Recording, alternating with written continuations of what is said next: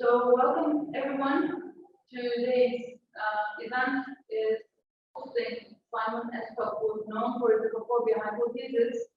And we're here in this room with a group of academics who are all interested in Shakespeare and Ecophobia. So we're sending all our greetings for TEDU to all of you. And for our Zoom participants, welcome aboard, everyone, for Simon and for Prof. I would like to start my words by thanking Dr. Terrorism, who invited Professor Estok to Ankara and who made this event possible for TED University to host. And I would like to also thank the head of the department, Dr. for us. And for the time being, to introduce Simon Estok to the viewers, whom you already know, but we would like to kind of express how important he is for us. I am inviting Dr. Karahan to the board so that she can make her introduction. Yep. Dr. Karahan. Thank you, Dr. Al and Dr. Estok, for coming here. Was such an excitement for me because I worked on Ecophobia in my PhD research, and I was one of the first actually to work on Ecophobia. So it feels like a great honor for me to Professor Dr. Simon Estok right now to you actually. So I will humbly try to read a very brief introduction. So Dr. Simon Estok is a senior fellow and book professor at Sun Yat-sen University, where he teaches literary theory, eco-criticism, and Shakespearean literature. And he is also the recipient of Shanghai Metropolitan Government's Oriental Scholar Award and resident during a period at the Research Center for Comparative Literature and World Literatures at Shanghai University. She has lots of books, actually. And Estok's research interests include eco-criticism, early modern European culture, and relationships between theory and practice. And his award-winning book, Eco-Criticism and Shakespeare, reading Ecophobia, appeared in 2011 and reprinted in 2014. And he is the co-editor of many, many books, actually. He also co-edited, for example, International Perspectives in Feminist Eco-Criticism and East Asian Eco-Criticisms, and has published extensively on eco-criticism and Shakespeare in such journals as Biennale, Mosaic, Configurations, English Studies in Canada, ILO, Post-Century, Neo-Political, and others. He also wrote a book, which is titled Ecophobia Hypothesis, which has recently been translated into Turkish by Sibel Winchell, who is actually with us in the same group call today. So this book was published by Ecological University Press. So I'm so happy that this book was actually made available to wider audiences in Turkey. So now the floor is yours for Shakespeare and Ecophobia talk. Thank you. Thank you. Thank you very much for that kind introduction. I'm going to share the screen here. Should I help? Yeah.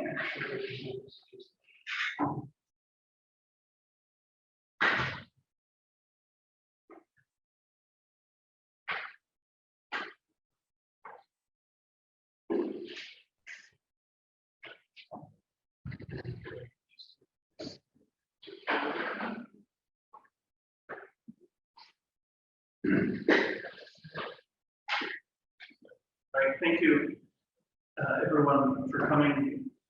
Before I begin, I just want to say I'm a little bit nervous because even though people have been doing Zoom for 2 years, I haven't. I'm using a different program, so I'm hoping it's all going to go well. Also, it feels a little bit weird talking to a very large audience that isn't here and a very small audience that is here. I hope it won't be boring for you.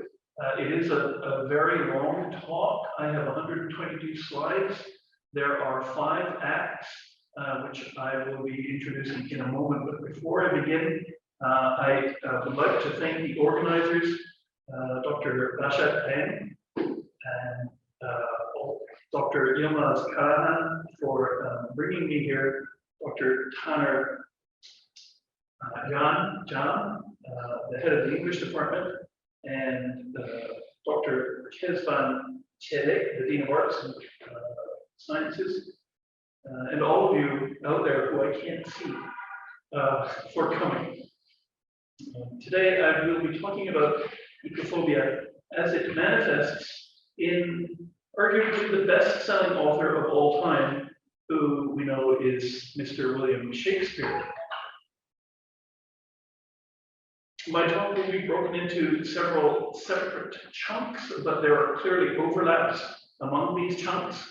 Like any good Shakespearean play, what follows has 5 acts, and I guess you can decide at the end whether it's a comedy, tragedy, or a romance. Also, before beginning, I suppose I should say that almost everything that I'm saying today will be in the slides somewhere, and I like to do this because when I'm talking, I'm not always talking to people for whom English is the first language, and it's just sometimes useful to have all the stuff up there.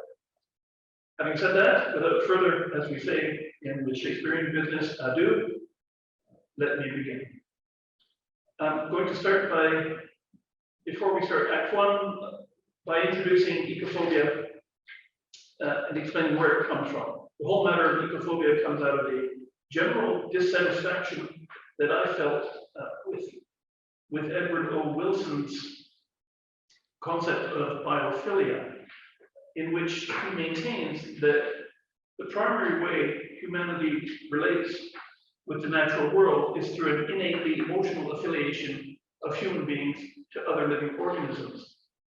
Wilson uses the term biophilia to describe this, but the term itself originates from German-born psychoanalyst Erich Fromm, who described the term biophilia as a passionate love of life and all that is alive.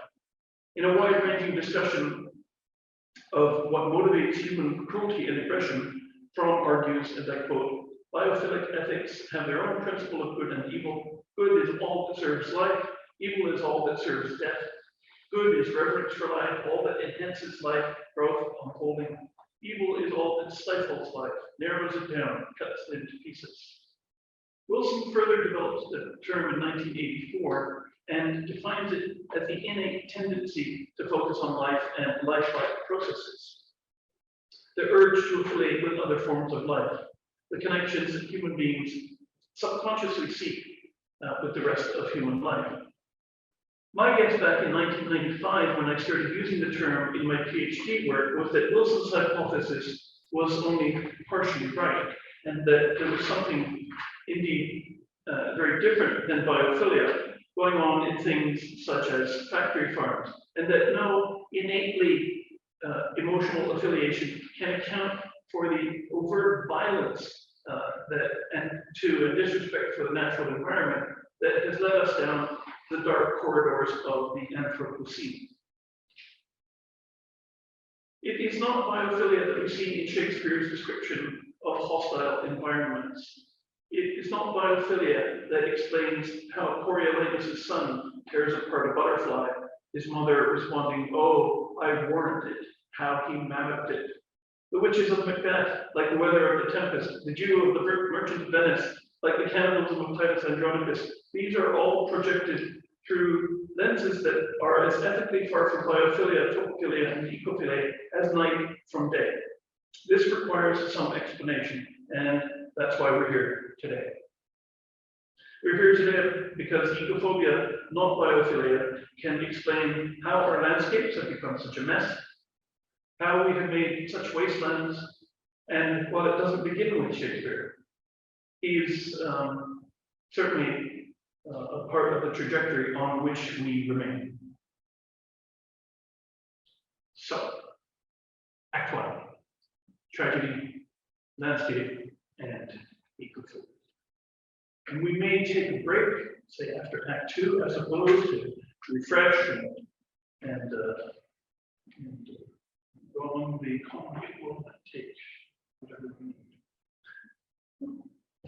Ecophobia is the notion that nature is the fearsome object in need of our control, loathed and dangerous thing that can only result in pain and tragedy if left to its own ages. Ecophobia is the imagining and marketing of badness in nature, imagining nature as an opponent that hurts, hinders, threatens, or kills us. Dan Brayton's 2012 definition, though succinct, and he was reviewing my book, I think, seems to catch the gist of the term very well. Ecophobia is the cultural tendency to relate antagonistically with nature. The first usage of the term that I've been able to find is a 1988 Chicago Sun-Times article by George F. Will, who uses the term to describe the fear that the planet is increasingly inhospitable. Although there is undeniably a biophilic impulse in humanity, there is an equally undeniable impulse to imagine badness in nature and to market that imagination. This is the very stuff that tragedy is made of. And I'll come back to tragedy proper in just a moment. But I really do need to say a word about marketing. Ecophobia is often the marketing of nature's perceived or imagined unpredictability. Even in the dazzlingly brilliant The Age of Stupid, we hear uncritiqued Alvin DuVernay III describing his experience of Hurricane Katrina in terms that epitomize an ethics that is part of the problem, not a part of the solution. He says, you stare Mother Nature in the eye. Mother Nature? You stare Mother Nature in the eye. Usually she's fairly benign. Then she comes along methodically, ruthlessly, and then she stands toe to toe with you and dares you. Go ahead, get out, get your best equipment out. Go ahead, do it. Let's dance.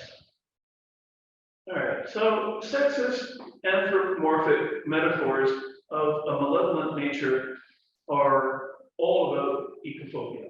It's the unpredictable and often inexplicable power imagined in nature that dooms characters in tragic narratives.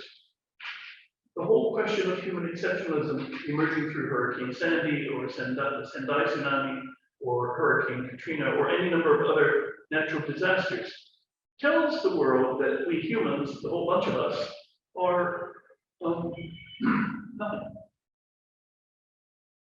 The creeping fear in tragedy is that Lear is right, and that man's life is cheap as beasts. When Wai-Chi Dimmock wonders about the capacity of tragedy to represent big material realities, some immediate and some slow, that define disaster and tragedy, the question as easily applies to 9/11 as to Hurricane Katrina, except that Dimmock removes causal agency in her question. What sort of analytic language, Dimmock asks, can capture this kind of plot featuring a large-scale non-human actor on the one hand and large-scale human casualties on the other? In everyday speech, of course, we never hesitate to use the word tragedy. Dimmock's removal of the human as a causal agent is important because it allows us to discuss events driven by, quote, no malice and no intentionality as terrorizing and tragic. One of the key matters for us here is about the extent to which, landscapes and seascapes are themselves agential and the degree to which they enable or restrict human agency. There shouldn't be. There should be. This is what Terry Ecophobia is focusing on in his comment on the, quote, unfathomable agencies in nature. When we recognize that ecophobia is located in representations of nature as an opponent that hurts, hinders, threatens, or kills us, we see a play such as King Lear quite differently. We begin to see that nature is not some background or backdrop to the tragedy. In part defined by matters of agency, tragedy dramatizes the unseating of the preeminent subject from a position of an imagined singular embodiment of agency, subjectivity, and ethical entitlements. Trademarks of tragedy are impotence before nature and a persistent inability to conquer, subdue, and maintain control over it. It seems therefore incongruous when Eagleton mockingly asks how a tragedy differs from a congress in global warming. Indeed, in narrating a loss of human agency to nature, such a congress is in the very process of writing tragedy, while simultaneously announcing the ethical superiority of the human over the non-human. Tragedy, meanwhile, announces human impotence often before a terrifying nature. It's not a new idea. Joseph Wiecker was making this statement some 5 decades ago, arguing that literary tragedy and environmental exploitation in Western culture share many of the same philosophical presuppositions. It is precisely the loss of agency, often to nature, that has defined tragedy. I'd like to pause here for just a second to ask, can they all hear me? I'm not quite sure of that because some participants complain about some eco problems, so this is why I'm coordinating that. So I think we need to have a break for the time. Okay, so let me tell you this. Okay, everyone. So what we need to do is to have ask your a little patience because we have to solve this eco problem. So thank you for waiting for us until the case is solved.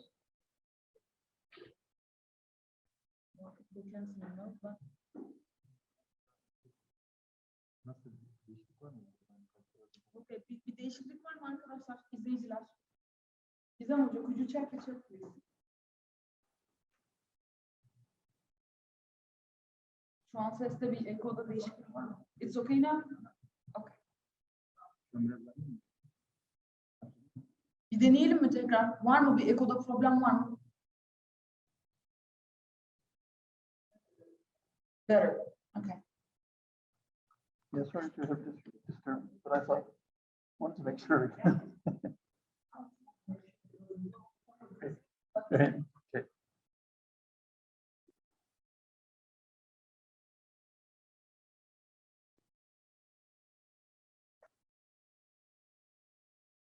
Okay. So I will continue. Thank you for your patience, everybody. Oops. Oops.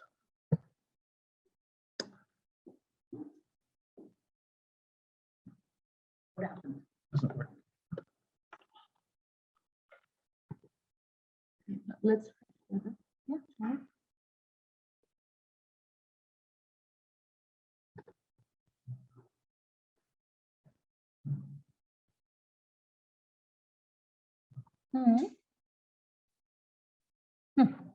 Yeah. And can I use this? Right. Yes. Yeah. There we go. Good. Again, thank you for your patience. Fear of a loss of agency does strange things to people. A fear of the loss of agency and the loss of predictability are what form the core of ecophobia. And it's a fear of a loss of agency alone that is behind our primary responses, at least to pain, death, and even sleep. Some people have, I wish you guys were all here so that I could ask, how many people have problems sleeping? Some people have problems sleeping because they can't let go of the day, and it's giving up the agency that you have as a conscious and awake being into sleep. Sleep is a kind of death. Dimmock argues that one way to imagine tragedy is as a particular kind of irony, an irony of scale, one that arises when the gravest consequences fall, where our cognitive powers are least adequate. A sudden reversal, Aristotle called peripeteia. So I wonder if it's more a case of an irony of proximity. Although history shows that we seem to like pain, proximity here is the key. Pain at a safe and controlled distance is fine. Distance both in terms of affect and space. Definitions of tragedy almost invariably distance the concepts of pain and suffering by elevating and ennobling them. Gilbert Murray argues that tragedy attests to the triumph of the human soul over suffering and disaster. George Steiner, that suffering hallows the victim as if he or she had passed through fire. And Terry Eagleton, that the protagonist shakes himself or herself free from the compulsive forces of nature and exultantly affirms his absolute freedom of will in the face of a dreary, prosaic necessity. When we recognize that ecophobia is located in representations of nature as an opponent that hurts, hinders, threatens, or even kills us, we see a play such as King Lear quite differently. We begin to see that nature is not some kind of background or backdrop to the tragedy. Tragedy is, after all, the frustrated assertion of human agency in the face of those unfathomable agencies of nature about which Terry Eagleton, as I have said, has spoken. A play such as King Lear is vivid in its foregrounding of environmental unpredictability, its dramatization of King, powerless before nature. Rain on me. He has no power. It's going to rain anyway. I mean, he's not Prospero, who says, rain on me, and it does. Here's a guy who's victimized by the weather, unhoused, and alienated. The landscape itself becomes a powerful agent in the growing storm.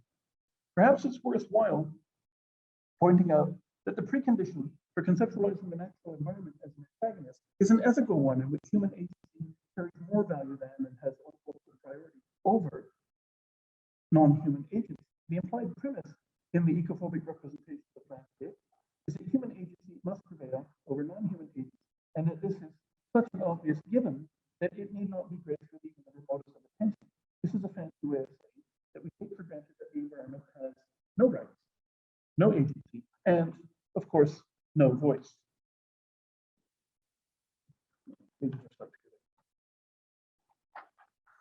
It's a position that is on the losing end of history. There was a time when animals had no rights or voice, when gays and lesbians and bisexuals had no voice, when African Americans had no rights or voice, when the differently abled had no rights or voice, when women had no rights or voice. And there have been vigorous efforts in history to keep things the way that they were. Yes.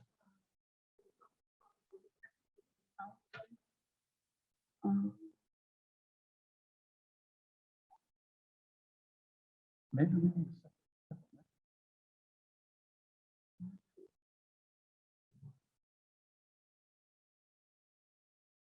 Can you hear us now?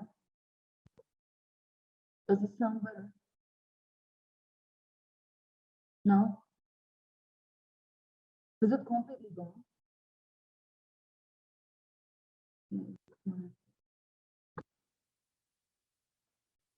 How about now? Same? Okay. So I don't know.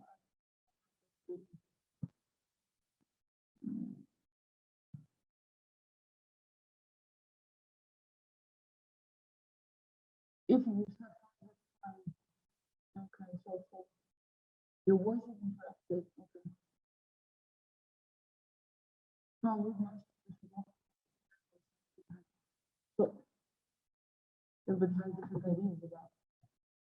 Maybe if we have a separate.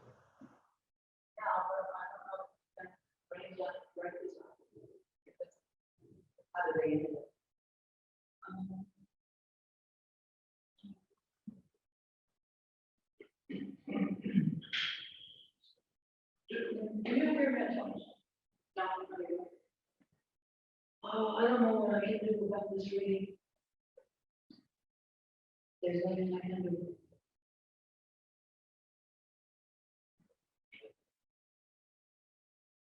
How about now? It changes. Oh, really? Won't hear me, but now.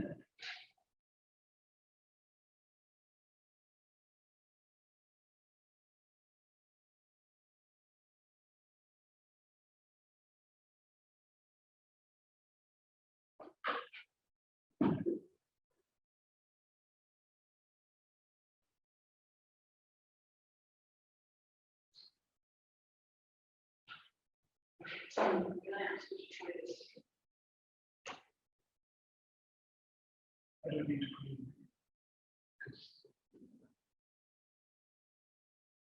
Yeah. Yeah, sure.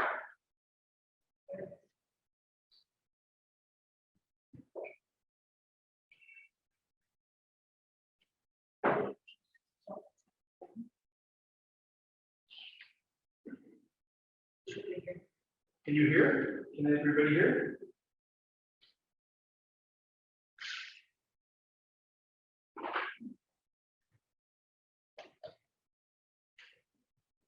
Testing 1, 2, 3. Testing.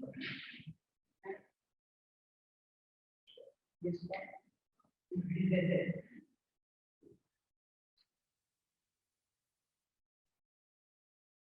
Better now?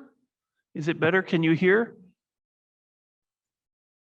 Yes, way better, way better. Excellent. That's what I like to hear. Yay. Okay. Okay, we'll start over. No. Just try to figure out where to put it. I don't really want to hold it.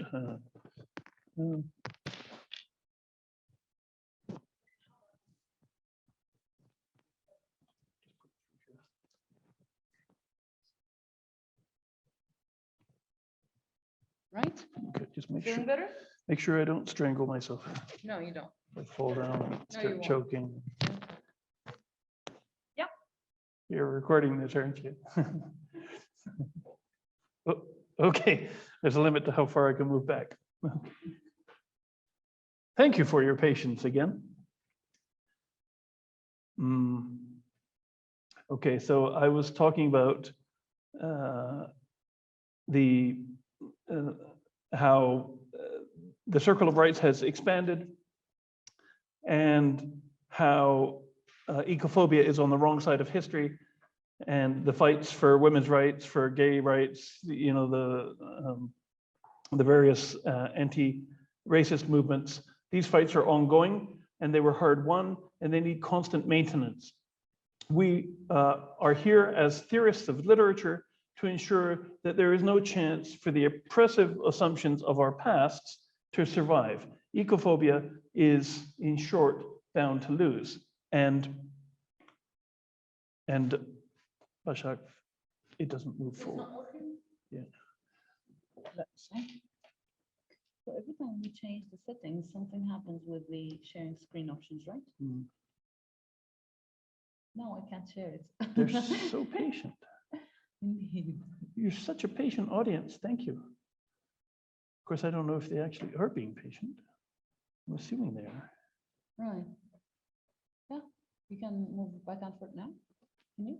Great. Yeah. Excellent. Thank you. So resisting ecophobia must be in the service of ecophilia, in the service of preserving or recouping the purity and cleanliness of nature, and of recognizing that it's not all and only bad things that happen in nature. Part of saving our inheritance of a good and beneficial nature must be in recognizing how ecophobia works. It's a fairly simple and modest proposal. There's something going on with ecophobia in the tragic landscapes that Shakespeare writes. It's a fairly simple proposal. But surprisingly, some people have become quite angry about it. The recent frenetic appearance of books and articles on eco-critical Shakespeares have begun to address these important matters. Theorizing tragedy is a political act, an act of engagement that enhances our critical capacity to address urgent questions, of which ecological crises are surely among the most pressing for our rapidly changing landscapes. The stage of tragedy, like the disaster narratives, real and fictional, that have recently been flooding the market, distances us from the material realities that surrounds us. Perhaps all the world's a stage, but all the stages are not the world. The arrogance of humanism is the belief that all of the stages are the world. Literary representations of the unseatings of humanity from its self-appointed onto-epistemological throne have tended not to be celebratory. Tragedy doesn't celebrate the rise and preeminence of the self, but rather mopes and whines about its impossibility, an impossibility rooted in isolation. The spatial and environmental dimensions of tragedy chart connections that make impossible the preeminent self. Lear's inability to separate himself from the natural landscape is his tragedy. What would the play be without his being locked out in the storm? We wouldn't have the play. His tragedy is his failure to see himself embedded in materials with what Serenella Iovino has called interacting agencies. Unable to understand the no malice, no intentionality agencies around him after his daughters lock him out, Lear beckons to the storm to let fall your horrible pleasure Here I stand, I will be the pattern of all patience. He just doesn't understand that nature just doesn't care. He can blather on at the skies as much as he wants. Nature doesn't care. It's not about that. This is part of his tragic flaw, one that pulses with ecophobia. Nor does Lear understand the place of humanity within nature. His fall registers our worst fears, that we are not quite as exceptional as we think. It's a fall that is totally dependent on the hypothesis that the landscape is dangerous, a dangerous antagonist that doesn't recognize our self-appointed position in the, or rather above the, natural roles and forces of the world. All right, Act 1 was fraught with various different conflicts and tragedies here. Hopefully, Act 2 will be a little bit more smooth, I mean, in terms of our technology. Act 2, landscape, commodities, and others. Landscapes are imagined as hostile, and they're deeply intertwined with other issues that hold hands with ecophobia, issues such as colonialism and power. The appropriation of the land in the Tempest is, as many scholars have noted, inseparable from the appropriation of Caliban. As Chris Tiffin and Alan Lawson explain in their introduction to Describing Empire, Postcolonialism and Textuality, quote, since only empty spaces can be settled, the space of colonized lands had to be made empty by ignoring or dehumanizing the inhabitants. In a stroke of pure brilliance, Shakespeare has Caliban very well aware of these strategies of appropriation. Caliban thus laments that Prospero prevented him from raping Miranda. I had, Caliban explains, peopled this isle with Calibans. The intended rape reveals Caliban's desire to fill the geographical space of the island and the vaginal space of Miranda by force. Rape does not happen without misogyny, any more than colonialist profit raking from distant lands happens without ecophobia. Both Miranda and the landscape stand as empty spaces waiting to be filled by men. Caliban, of course, is not a man, and therefore lacks the rights to early modern men consider themselves to have to occupy both the land and the vagina. This intended rape is a problematical and forcefully othering form of resistance in the play. The whole venture fails, and Caliban must obey Prospero. His art is of such power. Caliban has little power and few of the qualities that entitle him to the kinds of rights that the more fully enfranchised subjects or men enjoy in this play. Part of the problem for Caliban is that he is part of the exotica that defines the landscape of the imperialist gaze. The play is a showcase of exotica, of a strange and brave new world full of sounds and sweet airs and 1,000 twangling instruments, a land chock full of wild animals, toads, beetles and bats, the nimble marmoset, jays and shellfish, a land where there is everything advantageous to life, a land lush and lusty, a land that fuels the utopian dreams of Gonzalo, for whom nature should bring forth of its kind all poison, all abundance to feed the people, a land of fairies and monsters, nymphs and goblins, a wild land ready for the taking and taming. In many ways, the space that the Tempest describes is similar to the Wonder Cabinet, which Stephen Mullany describes in The Place of the Stage as, quote, a form of collection peculiar to the late Renaissance, characterized primarily by its encyclopedic appetite for the marvelous or the strange. It is a space that inspires awed reverence. It is also a space whose otherness, difference, exoticism, and promise of wealth make it a very fertile ground for the seeds of colonialist ambitions and fantasies. And it's a space from which Caliban is characteristic and inseparable. It is at once a space of wonder and danger, of abundance and of the rot and madness that such abundance implies. It is a space defined by madness, as the opening anchorlessness and craziness of the storm sets up. It is also a space that is totally within Prospero's phallic power, as is Caliban. The environment becomes at times beautiful and serene, or hideous and deadly, depending on Prospero's needs. There is no telling what a man who remakes the environment is capable of. Yet, Prospero, though he seems unpredictable, is not imagined in the play as being dangerous, as a force to be feared. The natural world, however, is pictured as dangerous, unpredictable, and amoral, illustrating an ethics of dislocation from the natural world rather than one of connection, a mindset of ecophobia rather than biophilia or ecophilia, a sense of competition between the individual and the larger opponent that nature, the larger opponent of nature, rather than a sense of harmony and mutuality.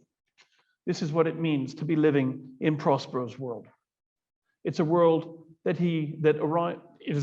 arrived on the island and disrupted the natural harmonies that were there, at least for Caliban. And we know that Prospero stole this island from Caliban, that Prospero, currying Caliban's trust while drawing on his geographical knowledge, betrayed this native inhabitant of the brave new world. The term comes from this play.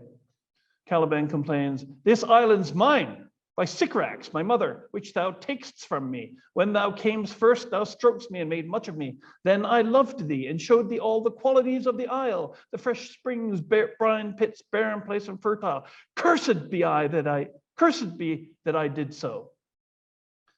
At another point, it's like somebody goes into your apartment, you know, they're coming from another land, say from Korea, and they take your house. You know, after you've shown them the bedroom and the kitchen and the bathroom and how to flush the toilet and how to cook things in the kitchen, and then they take it and it's yours. I mean, it's theirs. I'm thinking of me. I've just come from South Korea. I was at somebody's apartment yesterday. I could have gotten a tour and taken it by force, taken a big club. And they might have said, "This apartment's mine, by, you know, whatever." He's angry. It's his island. At another point in the play, Caliban explains, this time to Trinculo and Stefano, that Prospero robbed him of the island by sorcery, that by his cunning, Prospero hath cheated Caliban of the island. Though partially humanized, at least enough to keep the action afloat, Caliban remains a thing of difference, such difference as to be a deformity and a monster. All 46 uses of the word in this play refer to him. Straddling an interstitial space between the human and the dangerous, Caliban is a subject to various regimes of denial and pruning and reformation, and is finally lopped out of this world and transplanted, a thing of darkness. The words are in the play. This thing of darkness, I acknowledge mine. A thing of darkness into Prospero's world of light. He is, moreover, associated with the land, since he is the anagrammatic cannibal, Caliban cannibal, and cannibalism defined the new world landscapes. But more about cannibalism in the next act. Just for a moment, I'd like to call your attention to this painting called America, or not painting, it's a woodcut. America is the naked woman on the hammock, and Europe is the clothed man standing there looking at this slightly prone woman. If you look in the background, you'll see there's a picnic. This is the picnic. Can you all see that? It's a picnic of human body parts.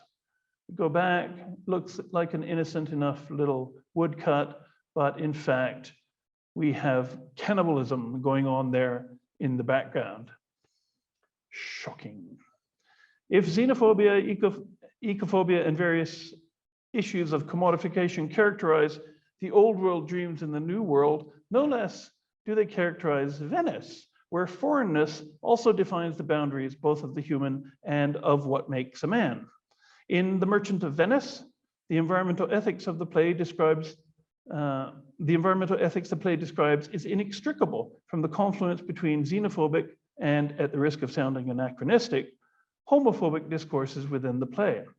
And I'm going to veer away a bit from landscape here to the issue of commodities, beginning with a focus first on Portia, that sweet commodity with disturbing agency, and I will talk about her commodity and status and the lexicon of merchandising a little bit later. For now, we need to remember that both Shylock and Antonio lose out to Portia. Shylock is forced to give up his money and his religion, Antonio his Bassanio. Portia Balthazar, the same character, leaves Antonio and Shylock, each devoid of what they love most. Jonathan Goldberg maintains that, and I'd like to read this quote to you, Portia's power as a boy is directed against and serves to police Antonio and Bassanio and to separate them, and that when he saves Antonio and threatens Shylock, the two acts form a single gesture, unleashing energies that are both racist and homophobic. Now, Shylock is downright excluded from and is alien to Venetian society, but Antonio is merely marginalized. Antonio is a figure of difference who lives his apparent same-sex life on the margins of what is human, yet he is human, which is perhaps the reason for the poignancy of the threat he poses. He's in direct competition with Portia for Bassanio's love. And consequently, he's a threat to her, if not to the entire heterosexual orthodoxy that the play with its three marriages tries so valiantly to stabilize. The drawing of Shylock as foreigner and of Antonio as some kind of sexual other, a tainted wether of the flock, that weakest kind of fruit, reveals a confluence not only of anti-Semitic and homophobic discourses, but the allusions to the plant and animal world at least suggest a textual mark of the growing interest to the organized production of untainted agricultural commodities. Non-procreative sexualities are, in the metaphors of this play, tainted commodities that, non-procreative sexualities in the metaphors of this play are tainted commodities that are dangerous because they threaten the evolving fantasy about an entire cosmos geared toward capitalist production and reproduction. Behaviors that threaten reproduction defy patriarchal thinking about the use and exploitation of natural spaces and commodities. Women and the land are husbanded, and control of both is the assumed basis of the natural order in patriarchal capitalist thinking. Marion Wynne Davies argues that control of the womb was paramount to determining a direct patrilineal descent. And when this exercise of power failed and women determined their own sexual appetites, regardless of procreation, the social structure was threatened with collapse. Control of nature and of all the monstrosities it houses is a matter of crucial importance to the state. Because nature is coded feminine, the womb of the earth, to borrow a phrase from Hamlet, stands as an empty space for men to penetrate and fill. Anything that threatens such penetration also threatens collapse of the social structure and is subject to various disciplinary acts. Discursively self-identified with issues of plant and animal husbandry, Antonio, in whom, quote, commercial capacity has degenerated into effeminacy on account of the uncertain outcome of his penetrations into the physical and economic spaces of mercantile capitalism, waits powerless before Portia, who not only plays the man's part better in disguise than Antonio, but plays it better out of disguise as well. There's never any question about her finances, a fact which, when she is out of disguise, had to have had what Stanley Kojnacki calls psychological leverage over the Venetian men around her. In 1568, Edmund Tilney expresses a sentiment that seems in many ways representative of men's fear of a perceived masculinizing effect of money. He claims that, quote, a rich woman that marrieth a poor man seldom or never shake off the pride from her shoulders. Yea, Meander saith that such a man hath gotten, instead of a wife, a husband, and she of him a wife. Feminized before the masculinized cross-dressed Portia, Antonio stands and listens. Why then thus it is. You must, Portia tells him, prepare your bosom for Shylock's knife. And his bosom lies bare. The feminized male body is held up for view and possibly for sacrifice, but certainly for the threat of the penetrating disciplinary knife. In short, he's fucked. Sorry for the language. Antonio, like Othello, is embodied and disempowered.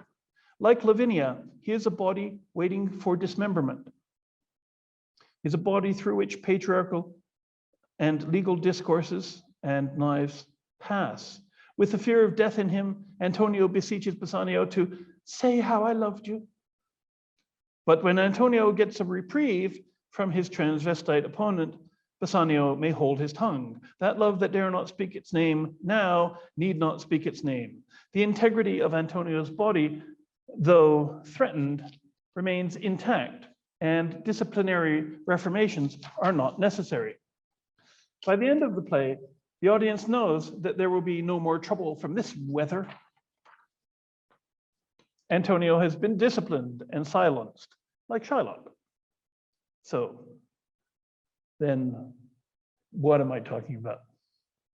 Where's the ecophobia? When Shylock is compelled to remain radically other, perhaps almost, but as Seymour Kleinberg comments, not quite human, one of the things that reinforces this position within the fictional world of The Merchant of Venice is the over 36 references that compare him to dogs. He's a cutthroat dog to Antonio. He's the dog Jew, the most impenetrable cur that ever kept with man. According to Solanio, he's a damned, inexecrable dog with a currish spirit whose desires are wolfish, bloody, starved, and ravenous. In the eyes of Gratiano, he is an alien and a beast, and that Antonio, the tainted wether of the flock. Shylock accepts the verdict that he is alien and a beast and warns, my favorite line, since I am a dog, beware of my fangs. He would sink those fangs into the flesh of that tainted wether, Antonio, if he could. Shylock, a monster, partially humanized, a hybrid, a dangerous alien, must, like Caliban, be pruned, reformed, owned, brought into the fold. And with the terror of corporeal violence so imminent, he converts to Christianity, as much a corporeal conversion as any, a materially manifest correction of deformity. Portia herself, though she seems firmly housed in the center of power, is no less a hypervisibly, though not unproblematically available object and commodity that meets the textual requirements for a compulsively expressive heterosexuality. She is within the lexicon of merchandising, linked within an irresolvably binaristic mineral world, at one and the same time being the lead and the gold, in the position of a passive object waiting to be chosen and mined by the right men.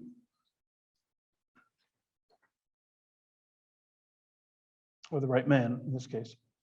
The implicit equation of the woman with the mineral world is significant in how it deftly entangles sexism and ecophobia. Women and minerals are exploited for their value to men and serve as objects of exchange between them, obviously.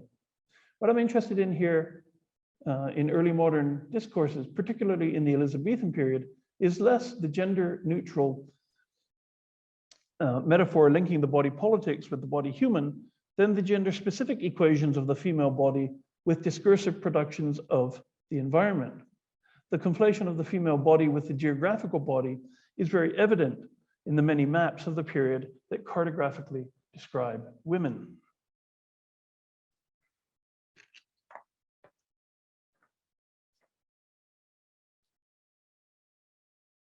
And just wanted to show you here are some of the maps here. You can see the body coming out of the map. There's another one, another two here, the Ditchley portrait, which is fairly famous. It's on the front cover of the Norton Anthology of English Literature, and the Sphera Civitatis. And these all really conflate women and the geographies in important ways. Right. So if the New World Other is part of a world that is objectified and inventoried, then so too is the old world other. There's nothing innocent about the gendering of early modern maps. As lands are divided up, so are women's bodies. Objectification, Carol Adams observes, permits the oppressor to view another being as an object. The oppressor then violates this being by object-like treatment, that is, rape of women that denies women freedom by saying no, or butchering of animals that converts animals from living, breathing things into dead objects. The process allows fragmentation or brutal dismemberment, and finally consumption. Patricia Parker maintains that the discursive fragmentation of the female body enables the expression of a lexicon of merchandising, the phrase is hers, and that the inventory of parts becomes a way of taking possession, and that the woman in question becomes a gendered sign of territory to be conquered and occupied. In Twelfth Night, Olivia itemizes herself and says that she will be inventoried in every particle and utensil, labeled to my will as item, 2 lips, item, indifferent red, item 2, gray eyes with lids to them, item, 1 neck, 1 chin, and so forth. Although her tone is ironic and dry, she does play out a familiar theme, namely the discursive division of the female body as a passively available and butcherable object. In conceptual terms, we find equations between figures of difference and the land. In material terms, women are raped and butchered like the land. In terms of Elizabethan drama, women are, as Linda Woodbridge, and she incidentally was my PhD supervisor, scrupulously points out, at times portrayed as food or as animals or as marketable commodities. Of course, food and animals are commodities just as much as gold and rare metals are. The production of the hypervisibly available object meets felt needs. In a Europe obsessed with marking boundaries and denying, and the denial of corporeal limits for bodies of women and other figures of different, strategically it extends such bodies into a different set of spatial configurations than those of human communities. It is a space that can be known, mapped, divided, controlled, and mined. It is the natural space, it is the natural environment which, as Robert Elliott notes in Environmental Ethics, possesses neither rights nor inherent value. The environment is morally considerable only in terms of its aesthetic or commercial value. Moreover, we're probably all familiar with what Gillian Rose identifies as, quote, a complex discursive transcoding between woman and nature, if not in theoretical terms, then in the untheorized terms of our daily experience. We all have heard terms like mother experience, womb of the earth, virgin lands. Although some are gender neutral metaphors that compare earth to the body, for instance, the bowels of the earth, the majority of the metaphors for nature are feminine. The female body in early modern discourses, though, is blurred in the moment of its articulation. It is a collection of dismembered parts, putatively remembered, but ultimately lacking firm borders.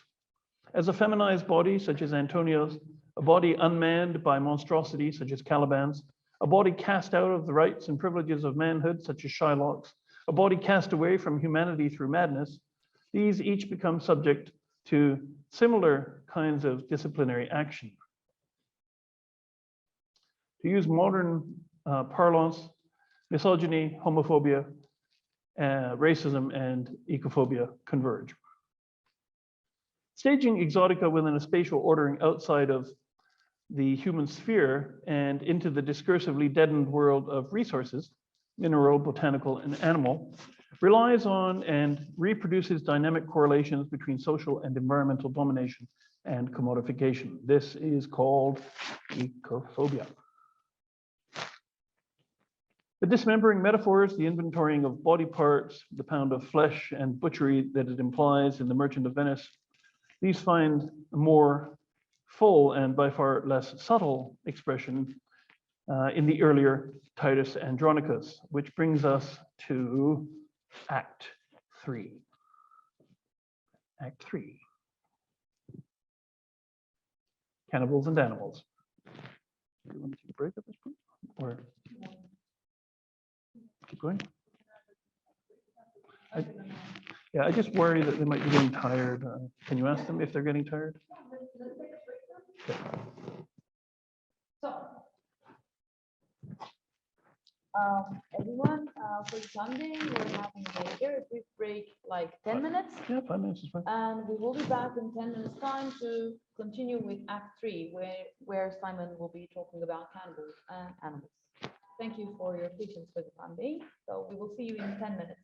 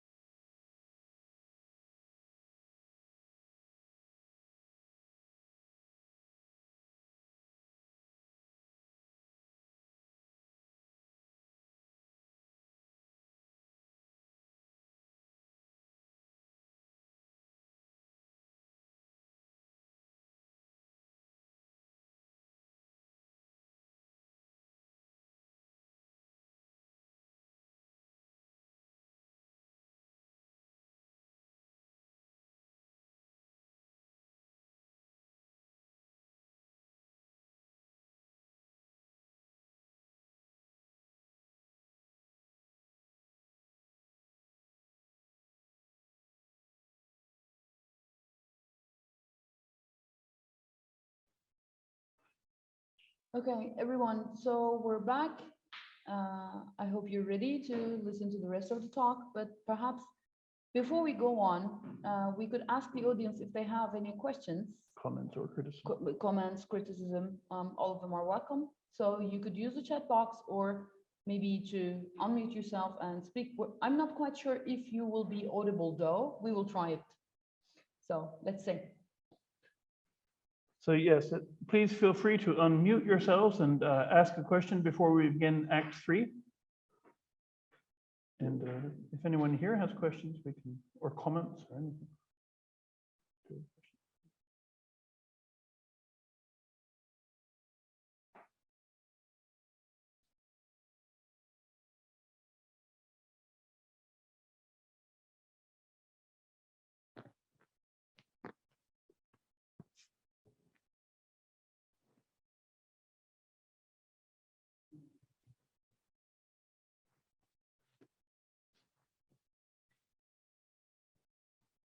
Did you have something?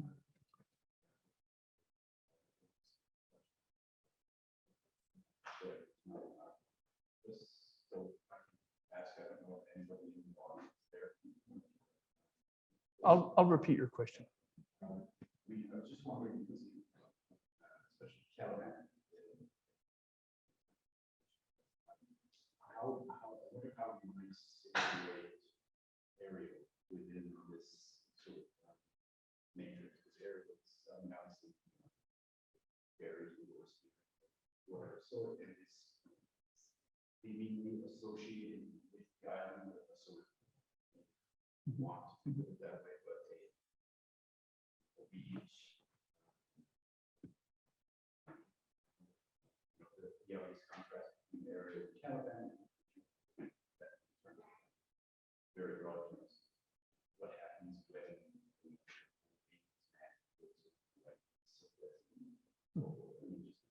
Sure. The question for those of you in the Zoom that we just had from Professor Jerry Sheridan was about Ariel in the Tempest and how Ariel sort of fits in with the whole environment issue with regard to Caliban and Prospero and everything else. And so as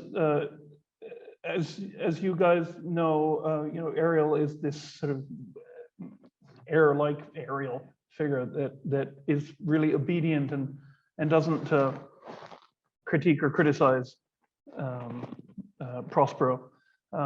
And so Ariel doesn't really fit into a discussion of ecophobia proper, because he or she or it, I'm not sure what Ariel is totally obedient and is both a part of Prospero, it seems, and part of the island. And so there seems to be more of a sort of symbiotic relationship between Ariel and Prospero, although I'm not sure that I want to sort of go on record and say that Ariel is symbiotic so much as Ariel is obedient, but there's certainly more symbiosis there than resistance. And in that sense, it's kind of hard to make ecophobic or to read ecophobia through this character. To the extent that Ariel is controlled as the weather is controlled, the agent of that control is Prospero. And so in that sense, both Ariel and the island and Caliban are subject to ecophobic power. So I guess that would be the best answer that I could give. Do you want to go forward a bit more with that question? Because I think there's more that you want to say.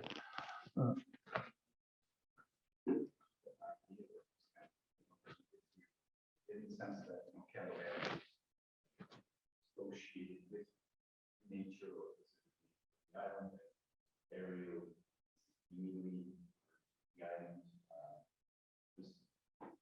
the obedience of Ariel as and the sort of kind of rightness of that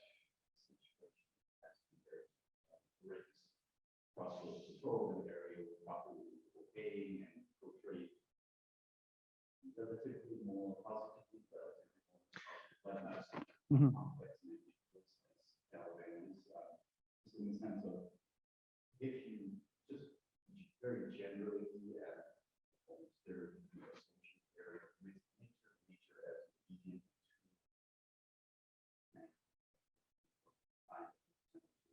Mhm. I don't know what that's supposed to be, but Yeah, so, okay, okay. So I think that if we, I mean, let's go with that. I mean, let's say that Ariel is part of the island and Caliban is part of the island also, and they're both equally a part of the island. That's probably a better way to sort of move forward, because then we can look at it as different ways in which nature or aspects of nature, anthropomorphized aspects of nature are mediated through us. We have, the ecophobic mediation, the one that we're afraid of, the scary one, the one that doesn't do what we say, that part of nature, which is Caliban. And we have the flowers on the tiles in the toilets and the plants in the room. We have the nice image of nature through Ariel, and I think that's probably a better way of doing it. And I think you're right in pointing that out and us sort of working toward that, which we've just done. Because I hadn't really thought about Ariel at all, and Ariel is a part of the picture, certainly a part of the picture, and a part of the picture that isn't an ugly part of the picture. It's the pretty part of the picture, and nature has that. Those different. When I was in Cappadocia, I saw a lot of cats there, and they were all cute. And there was one cat that was cute, and it was eating something. And I took a video of it while it was eating. And when I got closer, I realized it was eating a pigeon, and it looked up, with a blood-stained face. And it, if it had been Ariel moments before, it had suddenly become Caliban. So I think that's one way that we can look at Ariel, as the always look on the bright side of, Caliban is the tiger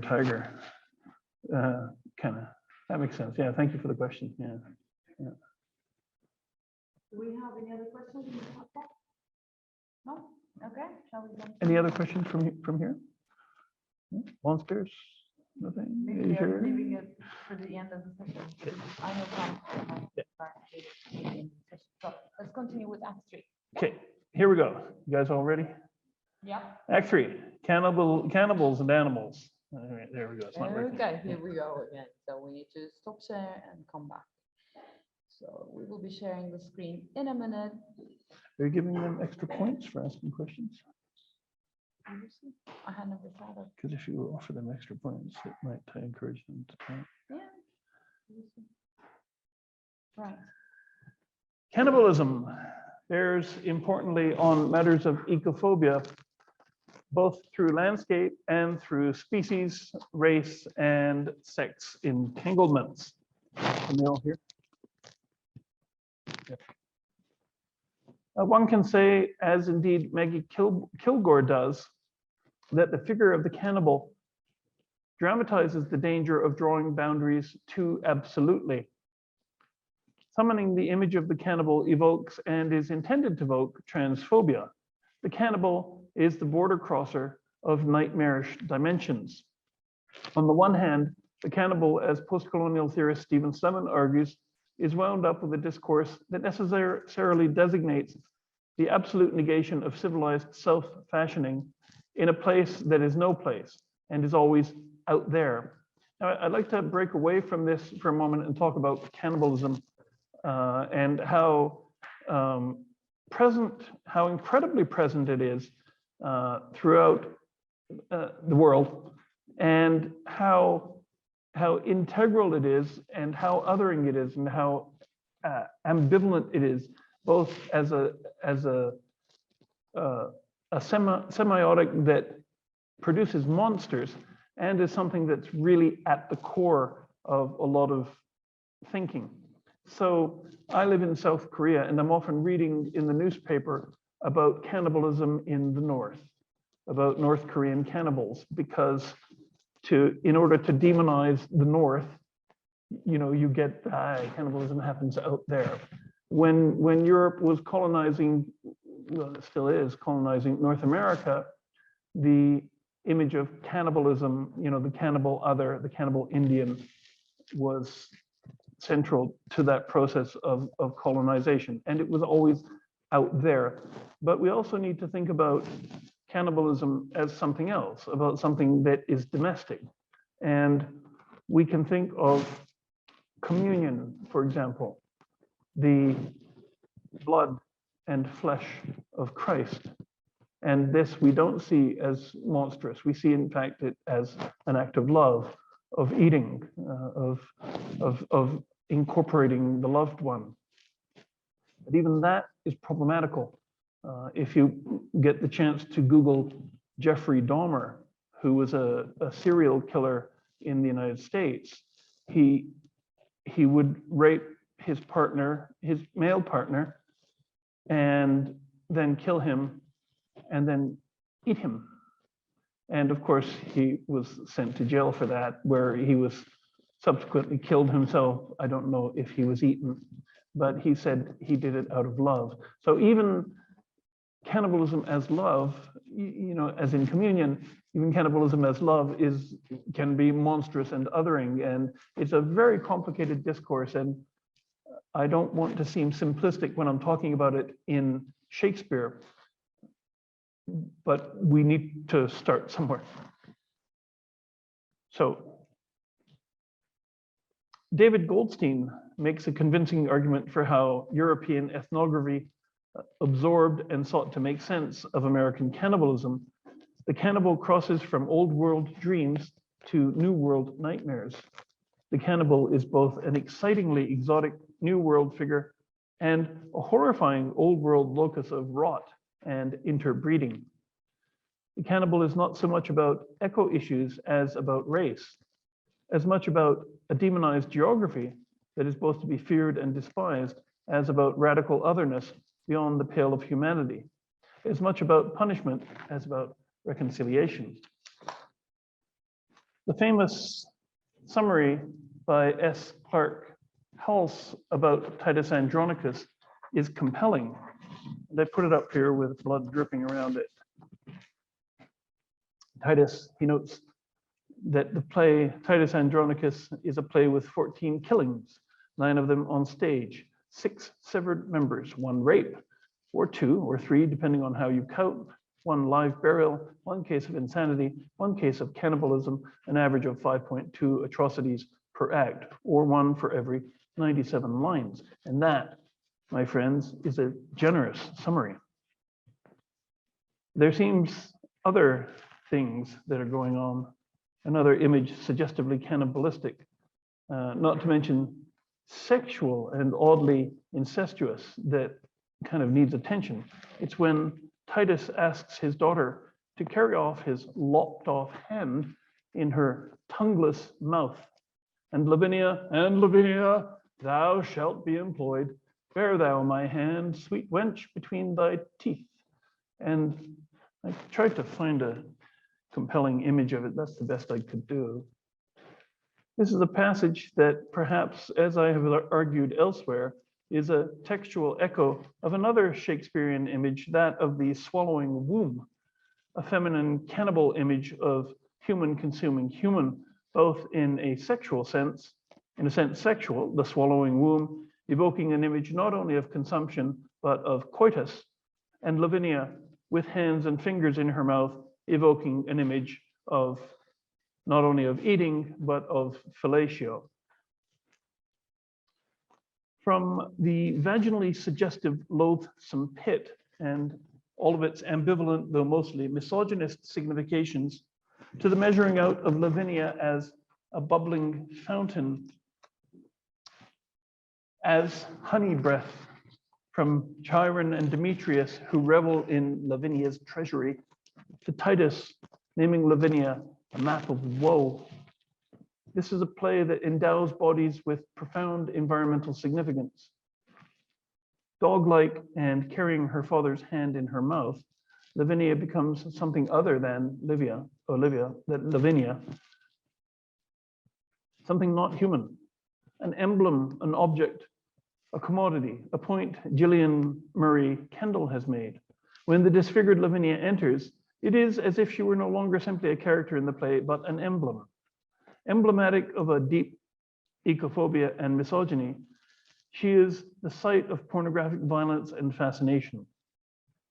Pornographic fascination with the body of the other in this play, moreover, is a fascination grounded in disciplinary acts against such bodies, acts of cutting, acts of fucking, acts of killing, acts, perhaps most of all, of eating. Watching or reading Titus Andronicus, we're confronted with people, particularly but not exclusively women, who become commodities. Commodities that share no observable ethical difference from environmental commodities. She, the woman, is an object to transcend, an object, in this case, Lavinia, an object naturalized in the forest scene where she is bestialized and haunted, a victim of misogyny and a vehicle for cannibalism. Lavinia cuts and is cut across borders. This is a gruesome play with cannibalism as its grand finale. Among the many effects of Titus Andronicus, one is that it puts humans and animals in the same frame and utterly dissolves boundaries. The discourse of cannibalism both reiterates and confirms the unwelcome intrusion of nature into the domestic spaces of the play, spaces which quickly dissolve and lose all traces of domesticity. It is a space that we see visually blurred in woodcuts of the New World, as I showed earlier. While David Goldstein makes a strong and compelling case for the claim that texts, no, I don't want to move forward quite yet, that texts relating to Caribbean, Brazilian, Venezuelan, and Mexican cannibal practices were all circulating in England by the time Shakespeare sat down to write Titus, it seems that there are no empirically verifiable or demonstrable relationships between these New World texts on the one hand and Titus Andronica on the other, except what Goldstein himself notices, that is, similarity is similarity. But proof of influence is quite another. At any rate, not here, not now. And the similarities between representations of old and new cannibalisms are ample material worth discussing because of how they articulate a set of attitudes, an ethical set of attitudes toward the environment, the natural environment, as they write cannibalism. The assumptions that cannibalism makes people beasts associates them with a loathsome and terrifying nature that the early modern imagination preferred to keep from the human, separate from the human sphere, and that ecophobia is written into this discourse of cannibalism. For anyone working with monstrosity, the cannibal is all about the monster. In such a schema, as Stephen Slemon notes, both the land and the people, as I've said earlier, threaten to consume the travelers. Francis Barker similarly argues that the othering structure of the play's categorical and topographical anthropology of civility and barbarism locates significant violence in another time, in another place, among other people. But it is clearly not only the cannibal, but the victim who is dragged terrifyingly across borders. Anthony J. Lewis long ago maintained that, quote, the identification of people with food is the reduction of human beings to comestibles, a reduction of human beings to a resource, a reduction that overlooks differences between people on the one hand and floral or faunal commodities on the other. The cannibal not only crosses borders, but creates borderlessness. Self-consumption, logically, must result in a space of emptiness, nothingness, at best, an absence of culture and civilization. At its ecophobic worst, the horrors of an invasive and hostile nature. The discourse of cannibalism unsettles spatial relationships between nature and home in disconcerting ways. I'd like to move back to this one because it's still up there. In disconcerting ways. Home in Titus Andronicus is a dangerous place that announces a domesticated wilderness where mothers finally eat up their own. Cannibalism punishes. By the end of the play, Titus has failed to set a head on headless Rome, has failed to heal the dis-ease of the body politic, has failed to, quote, knit again the scattered corn into one mutual sheaf, to bring these broken limbs again into one body. Intended as therapy, cannibalism keeps on punishing. Shakespeare's insistence on corporeal images in this play, Louise Noble argues, is part of a framework of reconciliation and healing, among other things, that cannibalism signals. Meant as a purging of pollution, however, even the symbolic eating of Tamora's son, Alarbus, lets hew his limbs till they be clean consumed, entrails feed the sacrificing fire, only further pollutes and poisons the body politic. What Noble identifies as the desire to turn enemies into an ingestible corpse drug emerges as a potent fantasy of revenge in the early modern period, but this drug doesn't work. The pollution is extensive and irreversible. There's no saving Titus's Rome. Noble talks about writers who look to geographically distant shores in order to reflect upon the unpalatable European practices. Those distant shores become landscapes of fear and loathing to the eager early colonialists. It's a long time since Yi Fu Tuan argued that great commercial centers and cosmic cities were built to guarantee predictability and security. Titus, to keep to European shores, resolutely affirming what so many travel narratives also affirm: cannibalism is a crossing from integrity into chaos. The ultimate crime, if I may borrow from the words of Graham Huggan and Helen Tiffin, utterly beyond the pale, that constitutes irrefutable evidence of an unregenerate animal savagery. Effectively replacing predictability with security, with unpredictability and fear, in the process displacing the human as a special ontological site, cannibalism is deeply involved with transphobia and its ecological extension, ecophobia. I'd now like to address performance issues of Shakespeare as they relate with ecophobia, because there's not a lot of work that has been done with ecophobia. And for this, we need to continue with Titus Andronicus. Now we enter Act 4. As Michael Moon explains, long considered unperformable or not worth performing, Titus Andronicus has attracted phenomenal amounts of theatrical energy and attention in recent years. None other than T.S. Eliot called it one of the stupidest and most uninspired plays ever written. Edward Ravenscroft called it a heap of rubbish. Critics have even refused to consider it as one of Shakespeare's plays. Eugene Waithe explains possible reasons. The features of Titus Andronicus, which have had such enduring power to repel the critics, are easy to identify. The succession of extraordinarily violent episodes have given rise to the opinion that the play is crude, fit only for vulgar audiences. The florid speeches have seemed appallingly overwrought. I disagree. And things have started changing. And they started changing particularly toward the end of the 20th century. We can speculate as to why, perhaps in the question and answer period. And I don't know how many of you here or in the virtual audience have seen the production with Sir Anthony Hopkins, but it's brilliant. And it's not one of those BBC productions that's faithful to the time.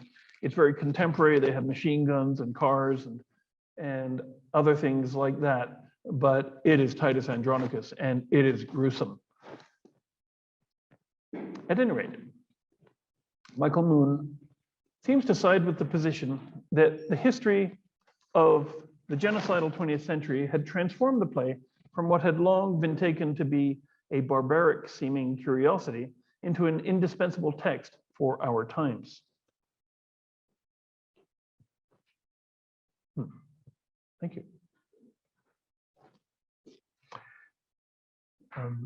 But I think there's more to it than that. At precisely the time that object-oriented ontology appears on the philosophical stage, and one may assume that it, like ecophobia, has been around for a very long time, only untheorized, Titus Andronicus is attracting those phenomenal amounts of theatrical energy and attention about which Moon speaks. Now, I'm not suggesting a causal or empirically visible relationship between the work of object-oriented philosophers. Why is this not coming in? Come on, there we go. Between object-oriented philosophers, come on, there we go. Graham Harman and Levi Bryant. On the other hand, on the one hand, and the growth of interest in Titus Andronicus on the other, rather, it seems to me only reasonable to look at the implications of the evolving position that humans and objects are on a more equal footing than has been the general understanding. And I'd like to suggest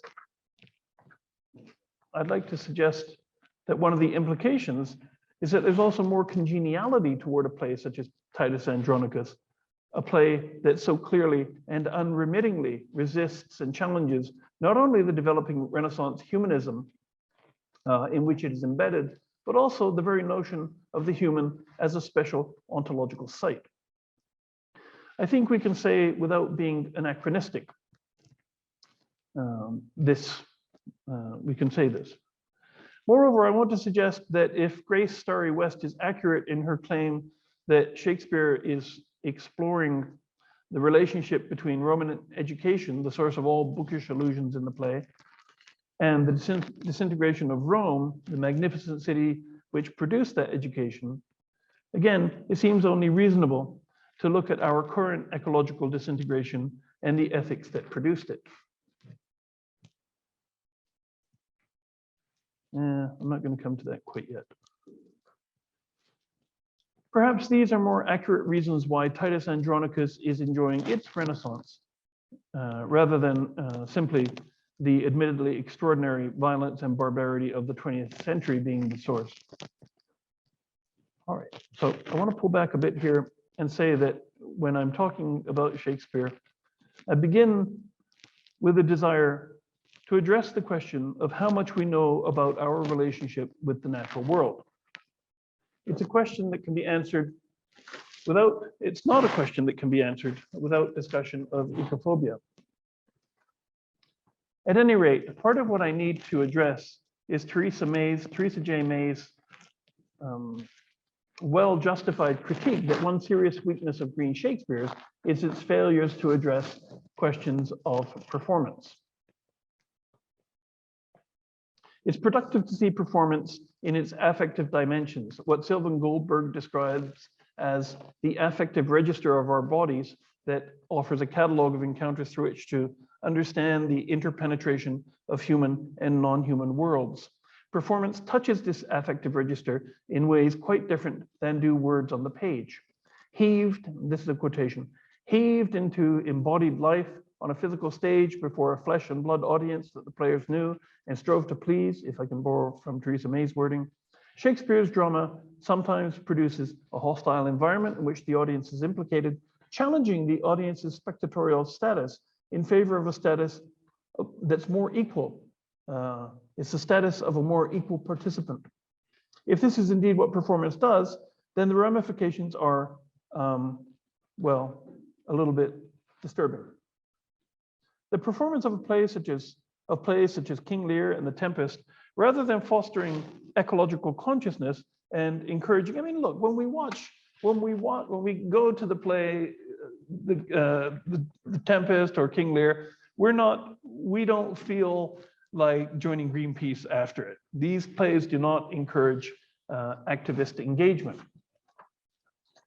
For 21st century audiences, however, who are increasingly aware, both theoretically and practically, of extreme weather events, we need to be looking at how we interpret, how we read the events that are being put on the stage, that are being performed.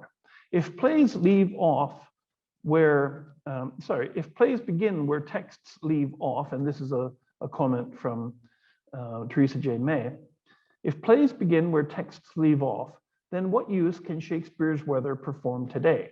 Precisely, how can contemporary productions, now this is, listen, how can contemporary productions highlight the unsustainability of the affect that these plays produce?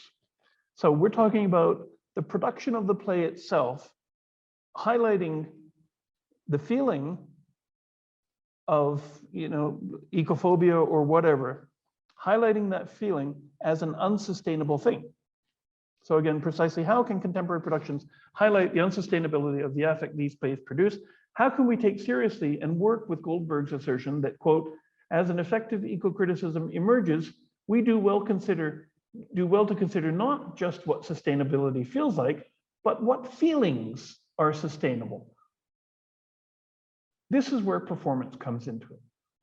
So before getting into this topic, we do well to observe that there are two different questions here that we are facing. One is that the theater sector has been comparatively slow to pick up the ecological baton. The second is that eco-criticism has been comparatively slow to pick up the ecological baton in theorizing about the ways in which Shakespearean performance can foster ecological consciousness and change. In some ways, I will be addressing the former through the position of the latter in what follows. Shakespeare in performance is an entirely different spatio-temporal experience than Shakespeare as literature. When you're sitting reading the book, going down to the footnotes and yawning, this meant, oh, no, to be or not. That is an entirely different thing than when you're sitting in front of a good set of performers who are engaging you.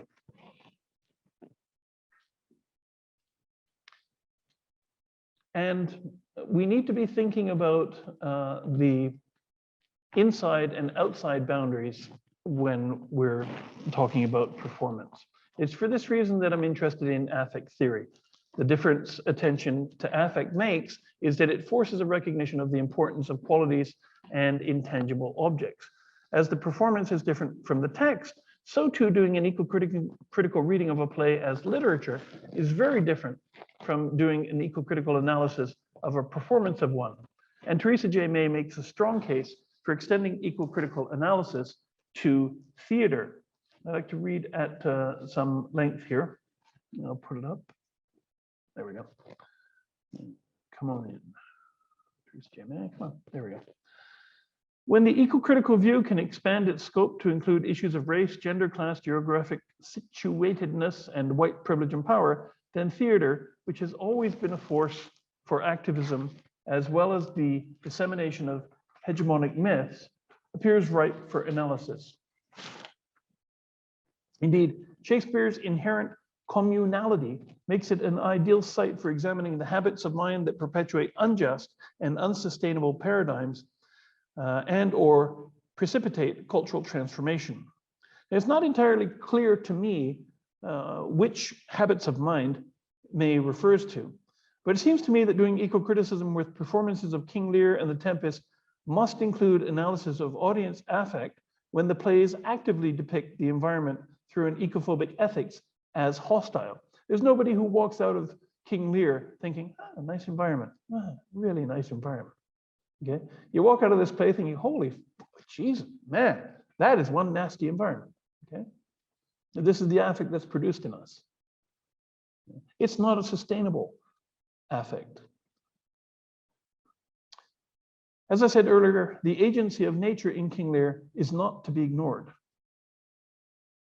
In their summary of Jane Bennett, one of the pioneers of new materialism, Deirdre Hedden and Sally McKay come to the crux of why acknowledging and recognizing, perhaps even seeking examples of non-human agency is important. They say, One result of such redistribution of agency is that as matter is reconceived as lively, active rather than passive, so the outcomes of intended human actions should be understood as always uncertain, human mastery as a fantasy.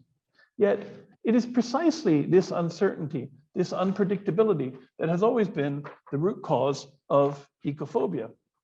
And if I didn't have it written up there, I'd be a lot more dramatic in saying it. I would say, yet it is precisely this unpredictability, this uncertainty that's always been the root cause of ecophobia, but it's written up there, so. Can't do that. Unpredictability, uncertainty, ecophobia. For early modern audiences, weather was a serious concern, as it is for us. We can't predict the weather. Yeah, I mean a little bit, but not really. I cannot tell you what the weather is going to be like on July 10th in Ankara, or July 15th in Cappadocia, or whether it's going to snow next week in Cappadocia. And it could. It could. Or it could be 42 degrees Celsius. This is the kind of world that we live in. Weather was a serious concern to the early moderns. It's a serious concern to us. At any rate, they were experiencing something a little bit different than what we're experiencing right now. We've got this global warming thing going on. Well, they had kind of the opposite thing going on. Cooler temperatures had produced crop failures, dramatically diminished fishing hauls, and a wide variety of other things that had serious socio-economic results. All the very material results of a frighteningly unpredictable climate. And if this sounds shockingly contemporary, it should. The reason is that we haven't changed much in our attitude toward climate and what we imagine as its unpredictability. We are as ecophobic as we've ever been. Now, I'd like to sort of walk away from the slides for a minute and the scripted material to talk about the Little Ice Age, because it's, I just make sure that I don't have I will be talking about the Little Ice Age a little bit more, but I'd like to say a few words about how the Little Ice Age began. And if this was a room full of all the virtual audience, anybody know how the Little Ice Age began? But it's a virtual audience. If they say something, please tell me. But is anyone in the room here? Little Ice Age, what caused it? I remember reading about it, but I don't remember it. Europeans caused it. Quite simply. When they went to North America. And when they went to North America, they brought with them several things: alcohol, guns, and significantly, smallpox. And when they brought smallpox to the Americas, the population of the Americas dramatically reduced. It fell. The population fell by 95%. Listen again, 95%. 120 million indigenous people, 95% of them gone. In a matter of years, within one generation, 95% of the people in the New World gone. Guns, alcohol, but mostly smallpox. And when you have that number of people disappearing, you have a change in the amount of greenhouse gases that are being pumped into the atmosphere. And when you have a reduction of greenhouse gases in the atmosphere, you have, instead of global warming, you have global cooling. It's that simple. That's what caused the Little Ice Age. And it was as traumatic as global warming is. It messed up everything. It messed up the crops. There were crop failures, massive crop failures. Coriolanus is all about the crop failures. There were storms. The Tempest is all about storms. King Lear is all about storms. Weather is pretty big in Shakespeare. People were afraid. The climate was unpredictable. things haven't changed a lot. We're still affecting the weather. Anyway, the profound climate issues that we had going on at the time were known as the Little Ice Age. And I have something up there that I don't have written here, so I'd like to go through it with you just for a few minutes. The Little Ice Age is a period between about 1300 and 1870, during which Europe and North America, not just Europe and North America, it was the entire world. We have archaeological evidence and forensic evidence that it was everywhere. It was a global phenomenon. We're subject to much colder winters than during the 20th century. The period can be divided between two phases. The first beginning in 1300, continuing to the late 1400s. There was a slightly warmer period in the 1500s, after which the climate deteriorated substantially. The period between 1600 and 1800 marks the height of the Little Ice Age. It's reasonable to argue, as Downing Kless does, that directors must reimagine how even canonical plays carry themes that demonstrate the endangered other than human world, even if they do it unwittingly. I've wondered what it would be like to actually do what Kless calls eco-directing. I love that phrase, eco-directing.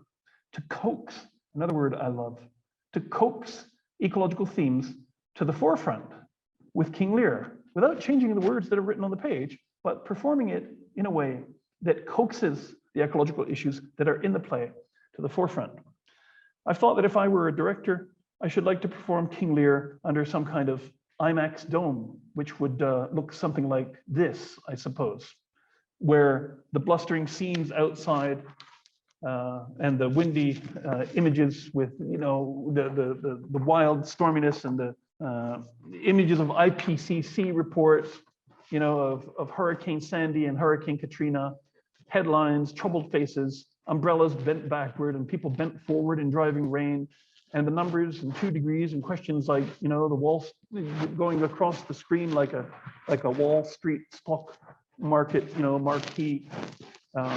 Lear all the while on stage bellowing to the skies about his lack of rain on me, with perhaps the 1979 to 1980 BBC Prospero appearing beside the 1982 BBC Lear, both characters by happy chance played by the same person, Sir Michael Dorn. This is one of the nice happy chances of dramatic history. You have the same guy playing a man totally at the mercy of nature and the weather, and a man totally in control of it. And he's such a brilliant actor. And if you get the chance to watch these now really dated series, you really get a sense of the difference of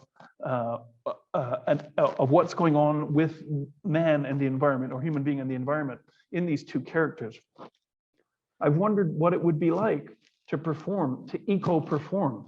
And for me, as I've said, if I were doing it, I would use every element of technology at my disposal. I would have it done in an IMAX, you know, room with a dome, with these kinds of things coming up to just make you feel it. And if possible, you know, make it rain. I've wondered what the performance would have to look like to show that that personifying nature and then hating her, it's usually a her, a mother, or a bitch, just is not sustainable. You can't do it. I mean, the amount of energy to do it is just not sustainable. To show that there needs to be a fundamental shift in how we see nature, a transvaluation, to use Una Choudhury's words, a transformation so profound as to be nearly unimaginable at present. And this transvaluation that's so profound as to be nearly unimaginable at present, these were words that came before COVID-19. One of the things that's really cool about COVID-19, if we can say something is really cool, is that we've done things that were absolutely unimaginable before. We shut everything down. If one thing has become clear from a century of ecological thought and effort, it's that the earth cannot now be saved by half measures, by tinkering and puttering and fiddling around with rules and regulations and practices and customs. Whether we like it or not, the ecological crisis is the crisis of values, and the kinds of values lodged in the affect King Lear produces in the earlier modern period is just not viable anymore. And I like, part of that was a quotation that I read, the puttering and fiddling around with rules and regulations. I was thinking about our use of plastic straws and how so many well-meaning restaurants are using paper-based straws because plastic straws constitute 0.02% of the plastic in the ocean, 0.02% of the plastic in the ocean. Yeah, puttering and fiddling with nonsense. Use your plastic straws. It's not going to make any difference at all. Now, if you really want to stop the plastic in the ocean, go for the 46% of the plastic that's in the ocean, which comes from fishing nets. Don't like the plastic in the ocean? Stop eating fish. So this puttering and fiddling around with rules and regulations, it sort of moves outside of Shakespeare for me. If we're really serious about something, let's get serious about something. If not, let's play it. I'm serious about it. I feel engaged when I'm talking about Shakespeare because Shakespeare is an influential guy in history. Shakespeare reaches a lot of audiences, a lot of communities all over the world. And there's a lot of stuff about environment and ecophobia in Shakespeare. They're not the same audiences, in different places and in different times. The audiences of 400 years ago are different than the audiences of today. James Shapiro has shown that, quote, to draw Shakespeare out of the shadows demands considerable effort and imaginative labor, for we need to travel back in time 4 centuries and immerse ourselves in the hopes and fears of that moment. The hopes and fears of today are very different. I've wondered what it would take to do King Lear and produce ecophobia, sensitive eco-activism on stage, how our performance can spur contemporary audiences to make fundamental changes in how they understand and relate with the natural world. Tall order. It's a tall order. But King Lear is a tall order kind of play. I've wondered about King Lear my entire adult life. If the Beatles could sneak King Lear into our airwaves, they did in I Am the Walrus. If you ever get a chance to listen to I Am the Walrus, there's a whole chunk of the BBC Shakespeare at the end, finishing the last line of the song is, "Sit you down, father, rest you." If the Beatles could sneak King Lear into our airwaves, then it's surely possible to sneak our airwaves into King Lear, especially since the play itself provides us an open door through which it's not only possible, but necessary to make such a performance. While I've been talking about strange weather in King Lear, only in King Lear so far, clearly weather arises in several plays. As a pedagogical strategy in the classroom, as I've mentioned already, I like pairing off King Lear and the Tempest, and here they are. King Lear and the Tempest, and to ask the students to watch the BBC production of each, partly because Lear and Prospero are played by the same person, but also partly because we've got a very different set of things going on in the two plays. If King Lear shows a tragic hero at the mercy of the weather, among other things, the Tempest shows the weather at the mercy of a comic hero. They are diametrically opposed. Shakespeare's ecophobic fantasies of a man with a magic staff who can control the weather is nothing short of terrifying to me, at any rate, with my 21st century sensibilities. The more so because it was written within the context of what seems the first clearly identifiable anthropogenic climate event, which was the Little Ice Age. And these are ecophobic. These are ecophobic, specifically ecophobic fantasies that reflect an utter indifference to nature. I'm just gonna move it backward here. Don't want to come in quite yet. Moreover, in Prospero, we have a radically different dynamic than we have to worry about today. While the current weather is changing as an effect of the machinations of an entire species, that is us, in the Tempest, it's one man diddling with his magic staff and with disguise. What exactly does it mean, especially in the context of the Little Ice Age occurring during Shakespeare's time, to bring weather onto the stage as an agential, a virtual character, if you like? And what does it mean in the context of current global efforts to keep below 2 degrees warming, to perform the Tempest on stage, to show a hero is heroic precisely because of his extraordinary, if indifferent powers to control the weather.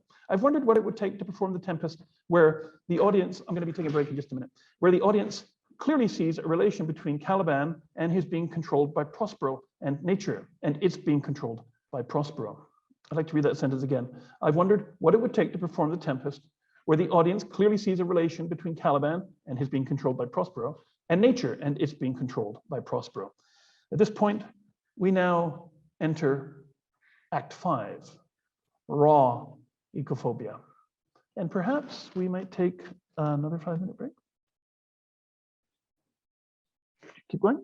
Yeah. Okay. If there's no complaints from anyone in there? Okay. No? Okay, good. You all happy?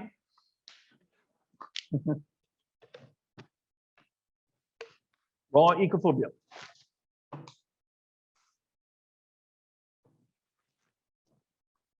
Coriolanus begins with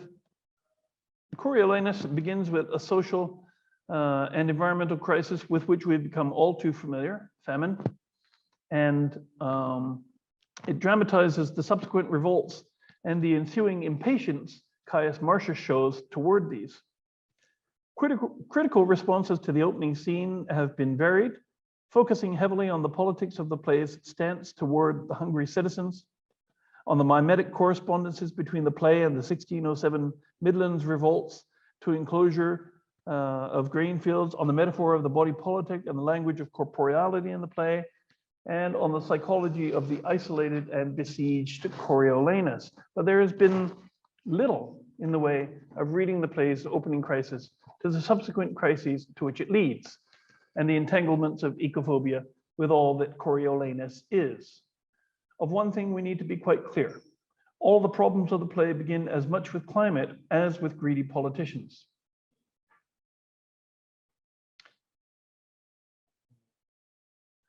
It has become cold, the crops have failed, the fish stocks have collapsed, there is hunger on the streets. The uncontrollable weather is the root.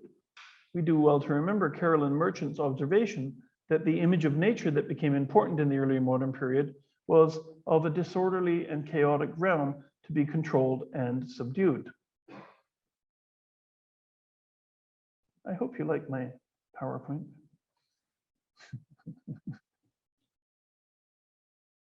With the advent of science, it became mandatory to extend control, deepen exploitation, and normalize hierarchies. In many ways, the play is about the failure of such attempts to control and normalize exploitation and hierarchies, both over nature and within the body politic. It is the responses of the eponymous tragic hero to the crises that the opening movements spawn that we get the rawest of the play's ecophobic expressions. That's my favorite picture of Shakespeare. He seems so.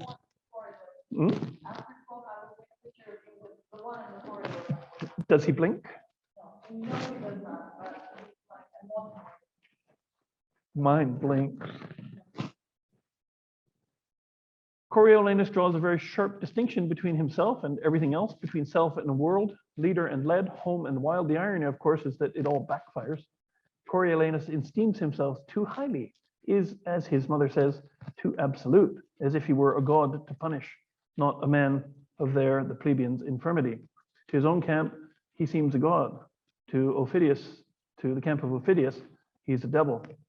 To both, he's something not quite human, something not quite natural, something a little bit, what's the word I'm looking for? Monstrous. For Coriolanus, the natural world is not a pretty place. It's an ugly and constant reminder of weakness, and it's filled with plebeians. There's nothing worse than plebeians in his thinking.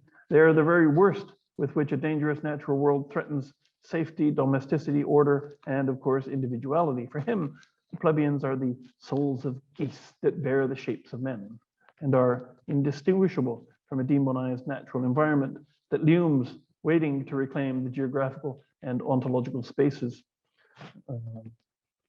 that reform and reprogram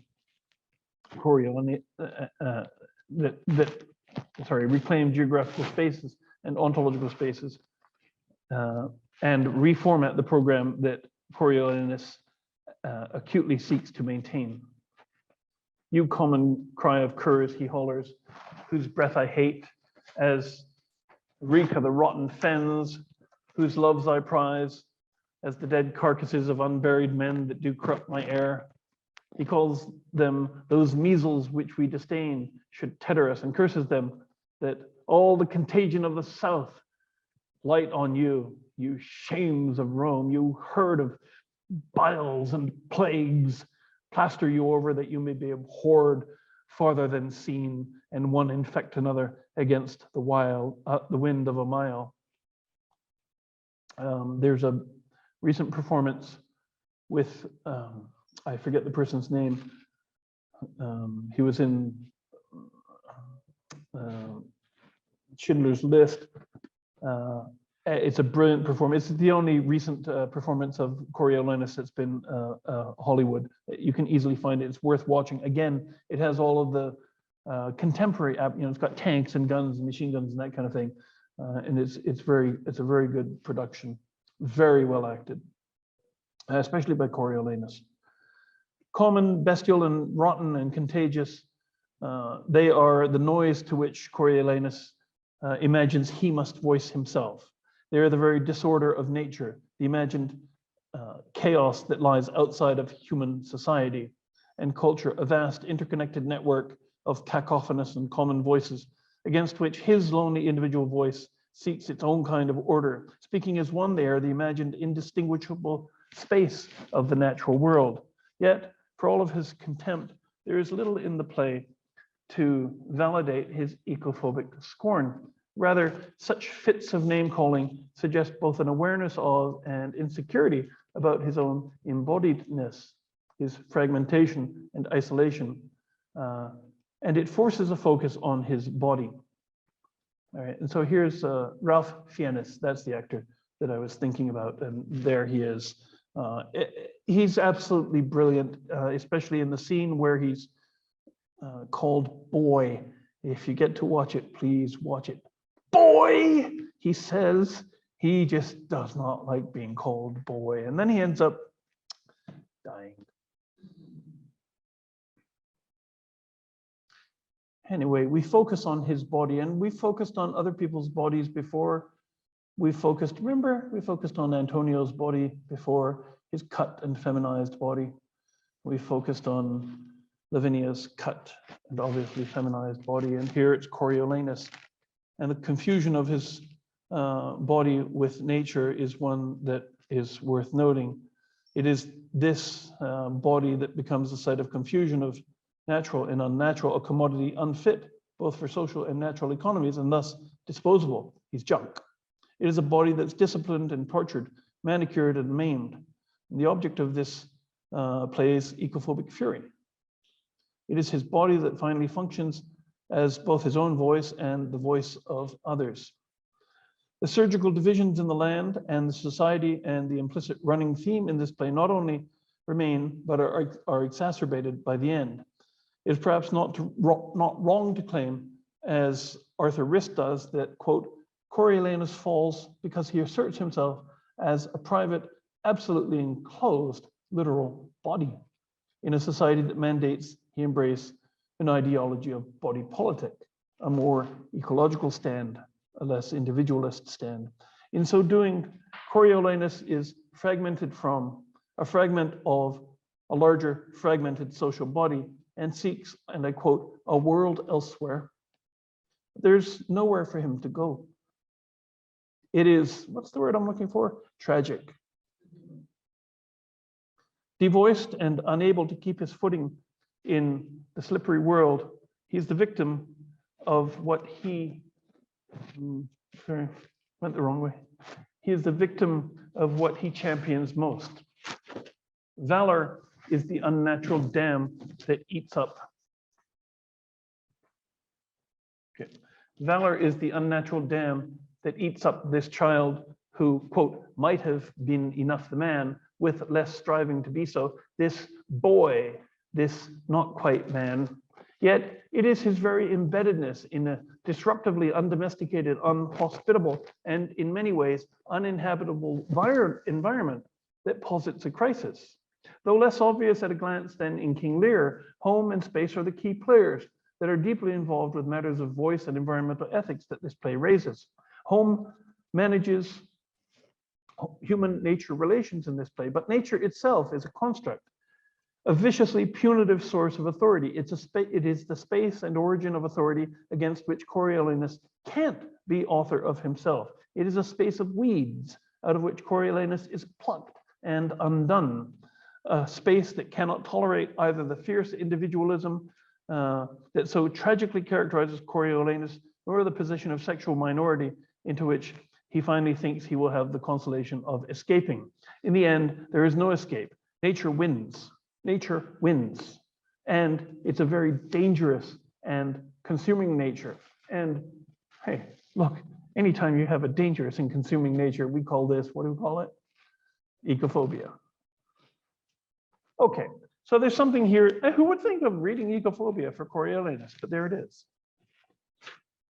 Okay, so there's one thing that remains here with Coriolanus that bears importantly on the ecophobia of this play, and it's his not quite mannishness that I'd like to talk about.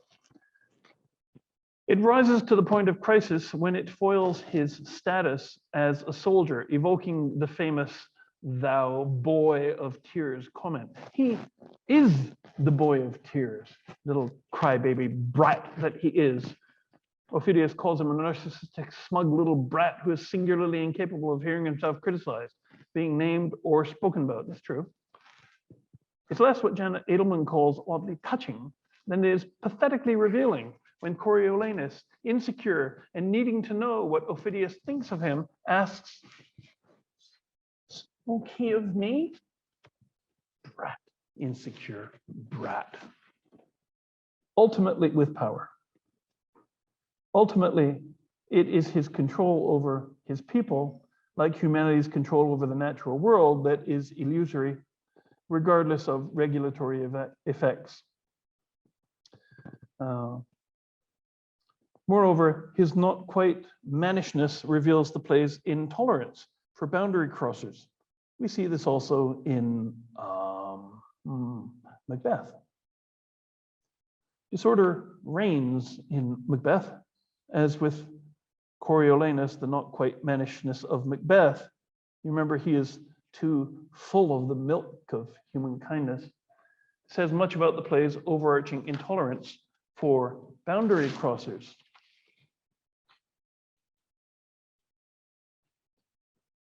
And as in Coriolanus, it is a resolutely ecophobic intolerance. The play begins in disorder, and what the witches promise is a thoroughgoing threat of confusion of the very boundaries that define the human. We see such confusion, for instance, in the transient corporeality of the witches as they melt into the air, as breath into wind. These witches, who look not like the inhabitants of the earth, are, as Peter Stalybras observes, connected with disorder in nature. Not only thunder and lightning, but also fog and filthy air. They're also associated with the undecidable meteorological conditions of so foul and fair a day, and the likes of which Macbeth has never seen. Further distancing them from the proper human form was the belief that the witches could, guess what, control nature and the weather, an unnatural power possessed by unnaturally powerful people, among them, as we've already seen, Prospero. Macbeth's witches challenge the boundary of the human through their associations with their nature, but their gender bending also constitutes a deformity and a monstrosity from the essentialized notion of women. They have beards. As Banquo complains, "You should be women, and yet your beards forbid me to interpret so that you are so." Of course, the confusion of boundaries is not in and of itself ecophobic. I'm not saying that. But when it's part of a larger structure articulated to malign nature, then that's a different story. We witness not a celebration of difference, but a condemnation of it, analogous perhaps to the contrast between gay pride and homophobia, both of which recognize difference, but to different ends. No less is this the case with ecophobia and biophilia. The deformity of the witches is an environmental issue, not only because of the association of women as a general category with the natural world, but also because of the many links imagined specifically between witches and the natural environment. Oddly, Lady Macbeth actually seeks deformity. But it's not so odd if we understand that the individuality implied in deformity frees the subject from the constraints of social, emotional, and physiological conformity. In this sense, it is potentially very empowering. When what Lady Macbeth seeks is a perversion of her own emotions and bodily functions. This is from Carol Thomas Neely. When she rails on spirits in her unsexing speech, "Come, you spirits that tend on mortal thoughts, unsex me here, and fill me from crown to the top, from crown to the toe, top full of direst cruelty. Make sick my blood, stop up the access and passage to remorse, that no compunctious visitings of nature shall fell my purpose, nor keep peace between the effect and it. Come to my woman's breasts and take my milk for gall." Wow, she's a nasty kind of mama.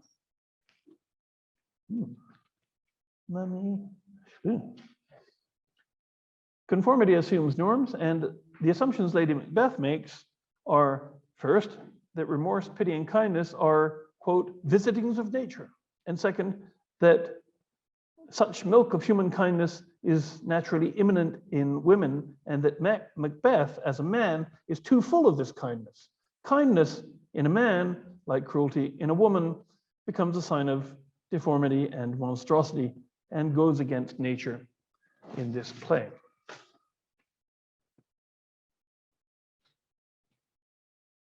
There is, of course, much more to be said about ecophobia and Shakespeare, and I hope that you here today will pursue research in this field and make such commentary. But I'd like to stop here and open it up for discussion because we are running short on time. And one of the reasons for being here and read, I mean, I could just post it on the internet, but physically being here allows me to take questions and we can have discussion. So I'm just going to talk for one more minute, close it up, and you'll have my final spectacular slide. And then we can talk. Now I've raised your hopes about what the last slide is going to look like. So I hope I can carry through on it. Let me just wrap up here and say that the ecophobia hypothesis enables us to see connections between perceptions of and understandings about landscapes of nature on the one hand, and our understandings of and fantasies about ourselves on the other. Like racism and sexism and homophobia, ecophobia is a spectrum condition that was as present in the early modern period as it is in ours. And our task is in identifying it in both periods. So I'd like at this point to thank you very much for your kind attention to this talk and open it up for discussion. Thank you.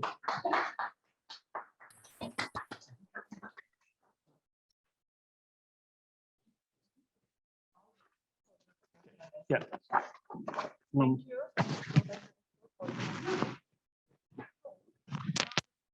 Open for questions or comments. Should one publish? Because I think we can't do them.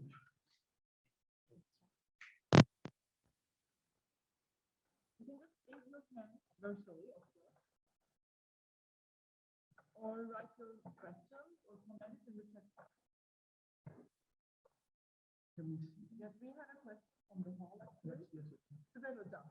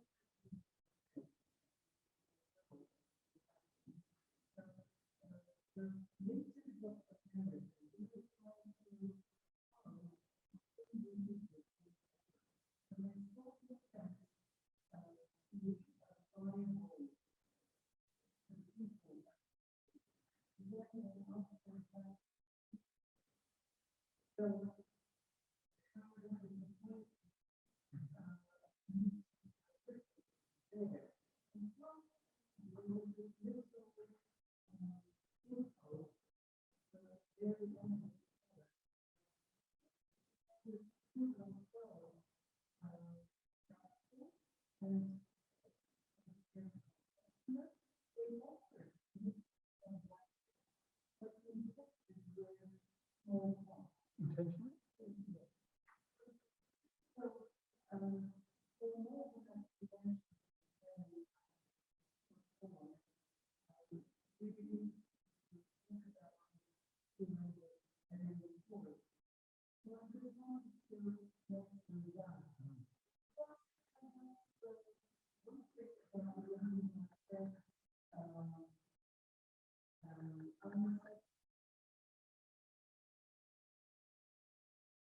Person who needs to be powerful in order to control the nature, and just like the witches did, who were beyond their sex description. So it was something not appropriate to gender roles. So it is really in accordance also. I wrote an article about this section of Lady Macbeth's conversation, well, utterance was included in, and I sort of detected the existence of the very part in James I's demonology. So it was exactly taken from there. So the patriarchal mentality was in such an active position at that time that they were all trying to make sense of their powerful existence through the perhaps manipulation of these women. Well, this is just a comment rather than a question. So sorry for taking time too much, but I'd like. Before you went back, we need to repeat the question order for mathematical ones because they don't have any access to the voice.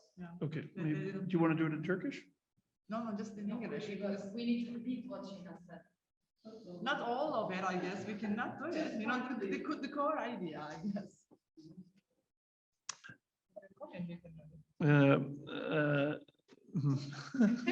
Okay, don't know where to begin. Sibel Hojam was talking about the Little Ice Age and a poem by Irish poet Paul Malden. I always think Coral Malden, who was from the streets of San Francisco. Can everybody hear? Don't see any message, but I guess so. It wasn't so much a question as a comment. And one of the responses, thank you for responding. One of the responses that I sort of want to make about that is that so many of these things that we're talking about, you know, the witches and the, you know, the new world other in something like the Tempest, and Lady Macbeth and her unsexing have been, of course, talked about in the 400 years of Shakespearean commentary. And, you know, Shakespeare is the most well-trod of all literary fields. It's very hard to say something new about Shakespeare. Having said that, what's so shocking is that all of these various discussions, of Lady Macbeth and her unsexing, of the New World, of all of these things that we're talking about, of course they've been well trodden, but without reference to the environment, which is really weird. This is something that has only very recently spawned a small kind of cottage industry of itself, only within the past 20 years. And now everyone is talking about it, but it was really very hard to get the foot in the door, for a book on this, because Shakespeareans just didn't want to have any of it. The same way that Shakespeareans didn't really want to have any of feminism when my supervisor was, doing the pioneering work in that field. And so something like the little ice age that we see, though not mentioned, because they didn't know they were in a little ice age, at that time. We only see it in retrospect, that that's the way climate change works. You don't see it when you're in it. We can now talk about these many issues, gender issues and race issues and weather issues, through the context of climate and through the larger perspective of ecophobia. And this is, what I'm trying to do here. And so I think your comment is a good one, and about the importance of looking at the complexity of what was going on with the New World at that time. And people knew that they were killing people, but the plan was to kill them all. Yeah. Didn't work. So, and it's hugely disturbing to think of this Holocaust. It's 100 million people gone. You're not talking, 5 or 6 or 7 or 12 or 30. This is an enormous genocide, and it was done wittingly. Yeah.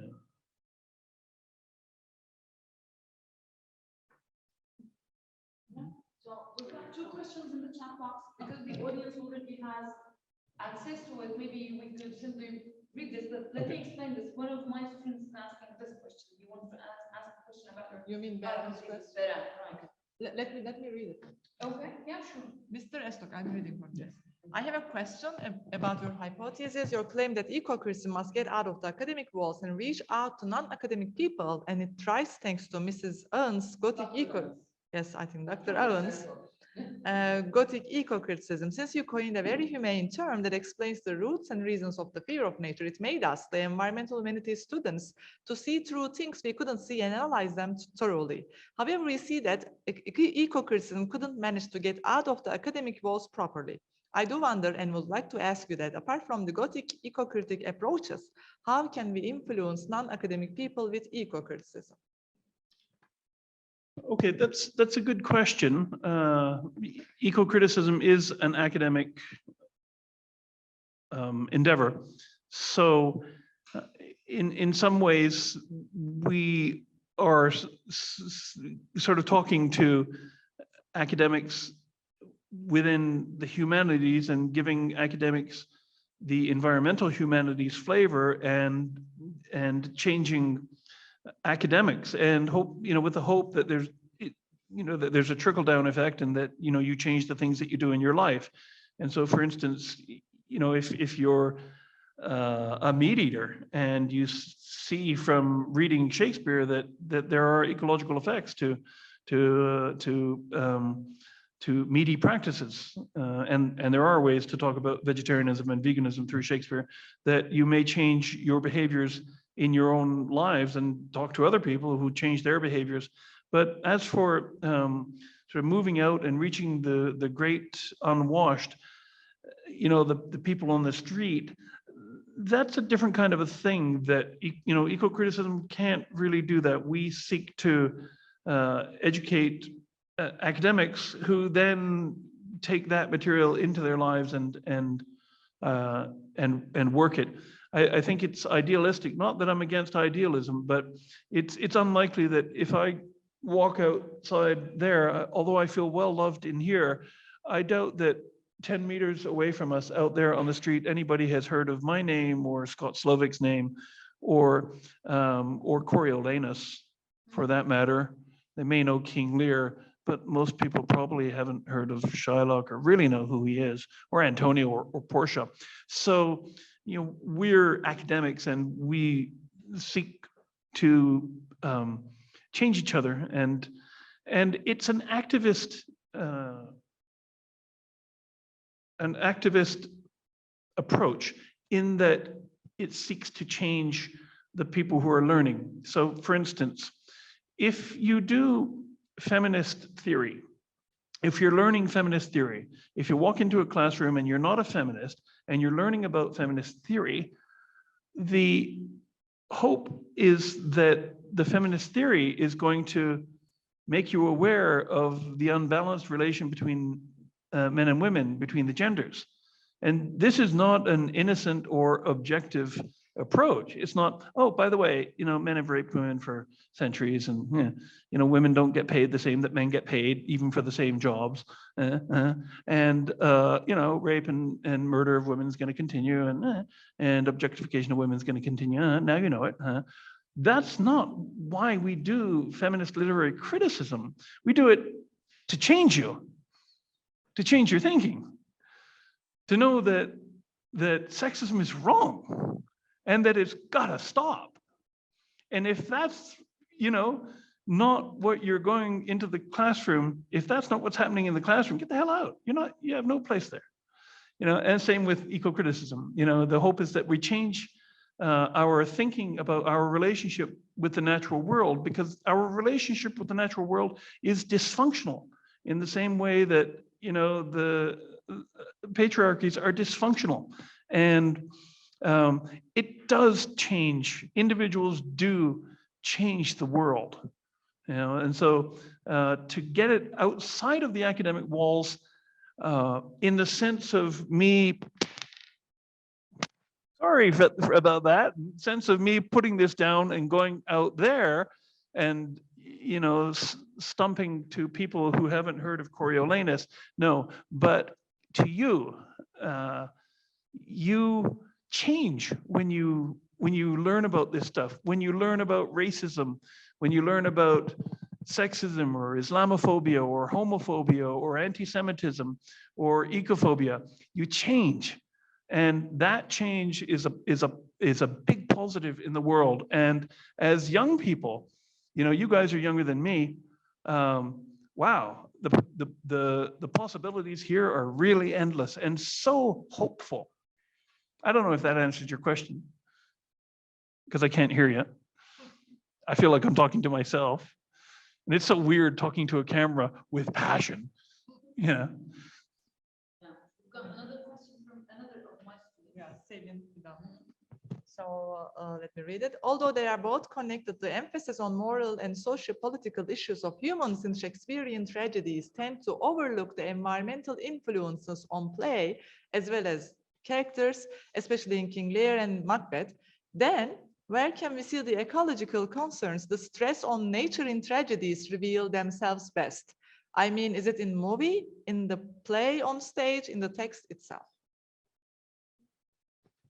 So there are several ways, I think, to answer that question. And for me, the first thing is to read or watch the text and to see the way in which the environment is there, and in which the environment is central, and to ask what happens when you pull that environmental issue out. So for instance, what happens when you pull the tempest, I mean, the storm, out of the tempest? What happens when you pull the environment or the control of the environment in the tempest out of the play? And then to put it back in and to say, okay, so what is going on with the environmental ethics of this play? So to understand the environmental ethic, to understand the way in which environment is mediated in the plays is one thing. And you know, again, King Lear, you take the storm out of the play, you just got an old guy, I'm outside, right? But he's not just outside, it's raining, and his damn daughters locked him out, and he's rain on, and it does. But it would be very different if it was a sunny day in Cappadocia and he's just standing out there. Yeah, my kids wouldn't let me in. You know, it's not that. He's not on that sunny day. He's being tormented by this antagonist. And I think the first thing that we need to do is to see that, to see nature. And the other thing is, you know, in a well done, I mean, I'll pull that back. I'll walk that back. I don't want to say well done. A performance that is an equal performance, one that highlights, I think, is a very necessary and very important one. There are not a lot of equal performances.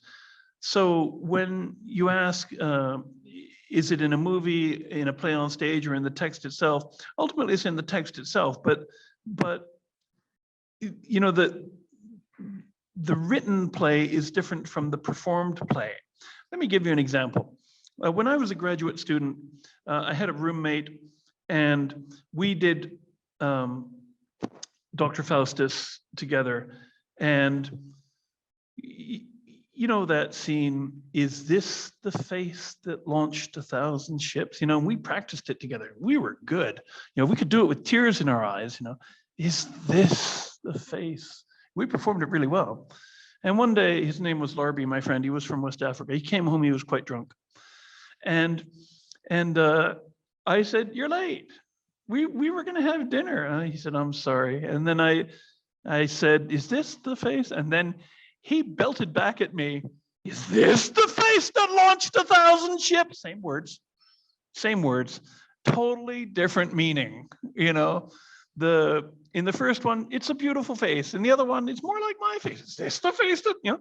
And performance reshapes the text. And eco performances can take the text that's there without changing any of the words and stress and highlight and rework the play, effectively producing a different play. And all performances really are different plays. So not quite sure how to answer the question of, you know, which is best, so much as to say that different performances determine how, you know, they mediate differently. Yeah. Only one? And this comes from one of my ex-students, PA students, Başak Almaz, who is actually studying ecophobia in MA thesis right now. First, I'd like to express my gratitude to Dr. Simon Estok, Dr. Gizem Maskaran, and Dr. Başak'ın. I have two questions regarding ecophobia and climate change. Some scholars claim that the human impact on the environment was felt as early as the 16th century. In A Midsummer Night's Dream, Titania says, "The spring, the summer, the childing autumn, angry winter change, their wanted liveries and the maze world." I'm not going to read the rest, okay? So in this regard, is it possible to say that Shakespeare was addressing to a kind of anthropogenic climate change? My next question, if I may, is how do you think will the ecophobia hypothesis contribute to climate change mitigation? Thank you for those thoughtful questions. First, with regard to, was Shakespeare addressing anthropogenic climate change? Yes, he was. Did he know it? No, he didn't. He just didn't know, because, you know, you don't know that there's a it was just bad weather. It wasn't to them. It wasn't the little, it was something that was in progress. It wasn't the little ice age to them, but it was. I mean, to us, it was. So he was addressing anthropogenic climate change, but didn't know it. And of course, anthropogenic climate change really does predate Shakespeare by centuries, millennia. We just don't have any empirical proof of it. But we know that as soon as we started agriculture, as soon as we felled forests, as soon as we cleared the land for forests and domesticated animals, that's when the Anthropocene began. I mean, we can, you know, dilate on, well, it was the Industrial Revolution when we started using fossil fuels, or it was July in 1945 or August 1945 when we dropped the first atom bombs, and now we have the atomic age, or it was the Great Acceleration after the World War. But no, it began, our measurable impact that is registered in the geology of the planet began when we began agriculture, when we felled the forests. And at that time, we also have anthropogenic climate change. Unfortunately, we have no measurable record of it.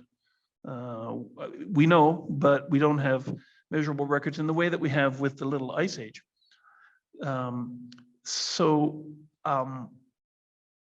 That's the first thing. Where's the, I'm looking for the question here. Okay. How will the ecophobia hypothesis contribute to the climate change mitigation? So I don't know. I don't know. I mean, I would love to, but it would be so arrogant to say it's going to change the world. But you know, I don't know. I don't know. What I do know is that there is no way that we can have any impact on environmental or climate issues until we recognize our ecophobia. No way. Because you can't, you know, there's no way that you can stop racism until you recognize it. There's no way that you can stop sexist discrimination until you recognize it, until you say, these are the parameters, this is how it works, these are the dynamics of it. And so theorizing about ecophobia, understanding our both our passive ecophobia and our active ecophobia are extremely, they're not extremely important, that's nonsense to say that. They're vital. They're without which we can't do it.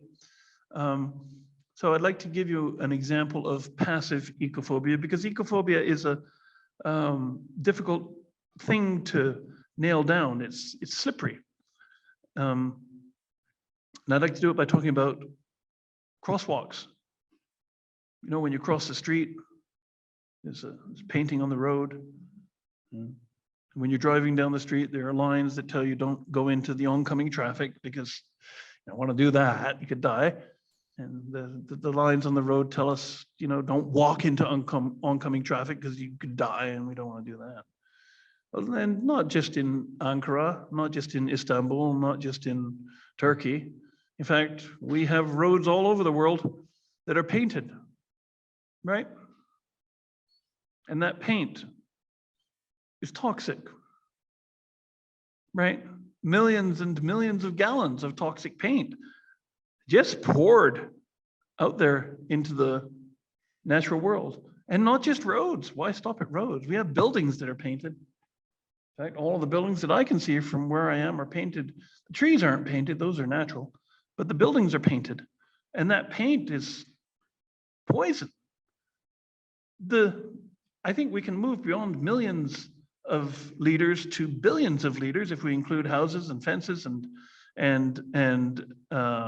crosswalks and highway lines. Probably got billions of liters of toxic material that we're pouring out into the environment, and nobody, not a soul, is saying anything about the absolute indifference to the environment that is the precondition for that paint to be poured out into the world. An absolute indifference. We don't even think about it. Now, if you take those perhaps billions of gallons of paint that are being poured into the world, and you decide today, I'm not going to do that, I'm going to pour it into the ocean, you would have an outcry. You would have a public outcry. Okay? So this indifference is a kind of passive ecophobia. We need to recognize it. You probably never thought about the crosswalks as environmentally unfriendly, right? It probably never crossed your mind. Like, what the fuck is he talking about? Paint on buildings. I thought we were talking about climate change. It's part of it. This indifference, this total indifference that we don't even think about things that we're doing that are horrible to the world.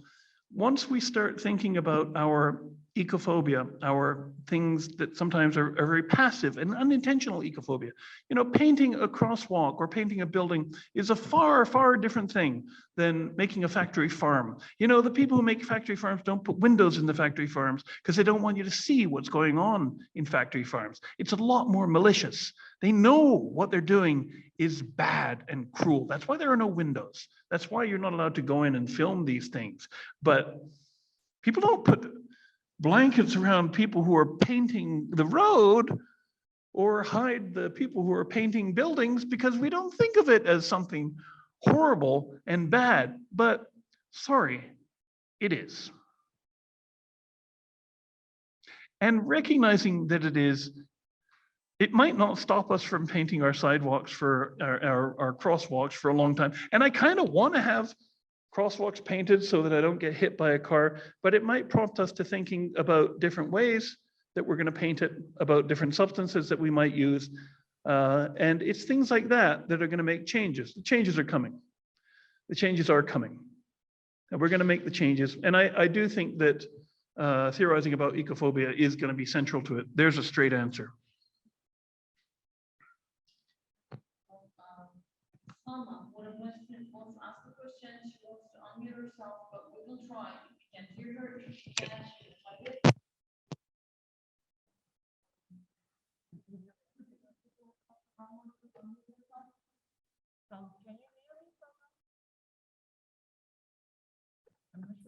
Hello, I'm not sure if you can hear me.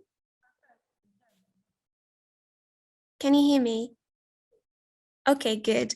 So thank you very much, Sir Dr. Estok, for this talk. It was very interesting, very informative. I just want to ask, to which extent do you think Shakespearean plays and in general, all ecophobic literature are responsible for climate change and for all these bad ideologies, let's say, of sexism, racism, and this sense of superiority of humans, and especially man, over all other all other life forms, let's say.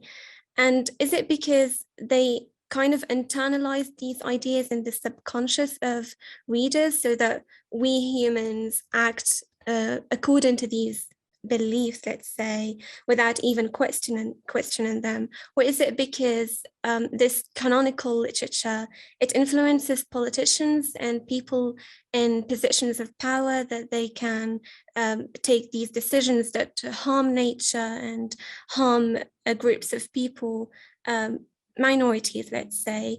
And also the other part of my question is, if literature is this influential and if it's so powerful and its impact is very big on the mentalities of people, then how can we use literature to fight climate change and encourage other people to fight it, or at least try to solve this problem, even though it's very huge and it seems that it's kind of impossible to solve it? So that's just my question.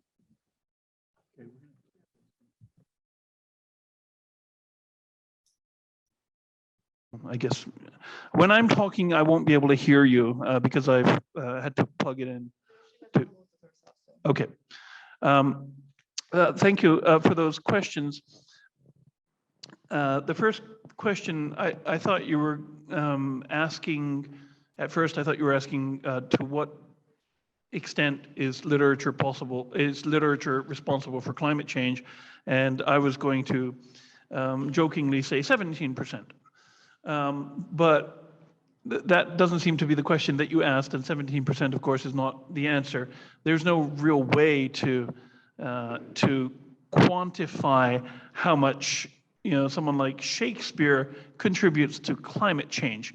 But one thing that we can say is that within the Shakespearean canon, as well as within a lot of literature, we see environmental ethics that we need to understand for how they reflect the larger ethics of the society of which they are part and to which they contribute. So this is the goal of eco-criticism. It's to contextualize these, canonical and non-canonical literary works within their ethical frameworks. And so, feminist criticism and Marxist criticism and post-colonial criticisms do the same thing. Well, I mean, not the same thing, but they do a similar thing in that they try to understand the context out of which and to which these works contribute and reflect. I don't know if that makes sense. And regarding the other part of the question, I'm wondering if you might repeat it, because I'm not quite sure I understand entirely what you mean in the second part. So I'm going to give it to you again. If you could just perhaps briefly reiterate the second part of your question. Okay, can you hear me now? Okay, so basically I asked, in what way can we use literature to fight climate change, or at least to convince people that it is a vital problem that we have to care about, at least? And also, which discourse should we adapt in fiction, modern fiction?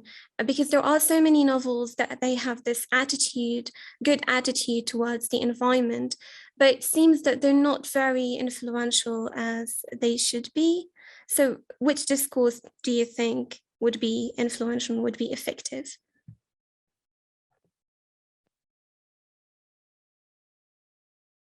Question, in part because knowledge doesn't guarantee action. So, and I'd like to give an example of how that is the case. A lot of people know that smoking is not good, that it's bad for your health, that it's been proven to cause cancer. And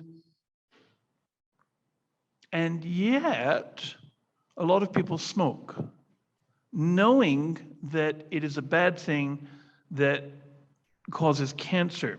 I mean, it's kind of like having, you know, a pill that's poison, and knowing that it's poison and not being suicidal, but saying, I'm going to take it. So knowledge doesn't guarantee action, is the first thing. What does guarantee action? It's a good question. It's a very good question. There are some things that kind of guarantee action. One of them is terror. Terror guarantees action. Often, anyway.